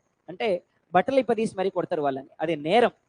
వాస్తవానికి ఎవరినైనా అరెస్ట్ చేస్తే ఆర్టికల్ 22 ప్రకారం ఏం చేయాలా? 24 గంటల్లో కోర్టులో సబ్మిట్ చేయాలి. చేయకపోగా వాళ్ళని కొట్టడం నేరం. ఇది నేరం జరిగింది. నేరం అయితే జరిగింది కోర్టులో. చివరికి ఏమైంది సార్ అంటే వాళ్ళు స్టేషన్ నుంచి కనపడకుండా వెళ్ళిపోతారు. కనపడకుండా వెళ్ళిపోయారు అని చెప్పి అక్కడ ఉన్నటువంటి ఎస్ఐ కానిస్టేబుల్ క్రియేట్ చేస్తారు. క్రియేట్ చేసి మిగతా బంధువులందరినీ హింసిస్తుంటారు. ఏమని, ఇక్కడ నుంచి తప్పించుకొని పోయినరు వీళ్ళు, ఎక్కడుండో చెప్పండి అని చెప్పి మిగతా బంధువులందరినీ హింసిస్తుంటారు. బాధపడినటువంటి సిని తల్లి ఏం చేయాలనో అర్థం కాక చాలా మంది లాయర్లని అప్రోచ్ అవుతారు. ఎవరు కూడా ఆమెకి ప్రాపర్గా రెస్పాండ్ కారు. ఎవరో మనలాంటి వాళ్ళు ఏం చెప్తారంటే, చంద్రు అనేటువంటి లాయర్ ఉంటాడు, ఆయన చాలా పేదవాళ్ళ మీద ఆయన బాగా సేవ చేస్తూ ఉంటాడు, మీరు ఆయన దగ్గరికి వెళ్ళండి మీకు న్యాయం జరుగుద్ది అని చెప్పి చెప్తారు. న్యాయం జరుగుద్ది అని చెప్పంగానే ఆయన ఏం చేస్తాడు అంటే, ఆమె ఏం చేస్తుంది అంటే చివరికి చంద్రు దగ్గరికి వెళ్తుంది. హైదరాబాద్కి వచ్చి ఆయన దగ్గరికి చెప్తుంది.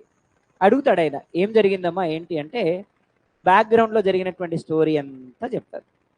ఇప్పుడు ఆయన ఫస్ట్ కేస్ ఫైల్ చేయాలి, కోర్టులో పిటిషన్ వేయాలి. మరి కోర్టులో పిటిషన్ వేయాలి అంటే మనం దేని మీద పిటిషన్ వేయాలి అని ఆలోచిస్తూ ఆలోచిస్తూ ఆలోచిస్తూ ఆమె చెప్పినటువంటి వాటన్నిటిని గురించి ఆలోచిస్తాడు.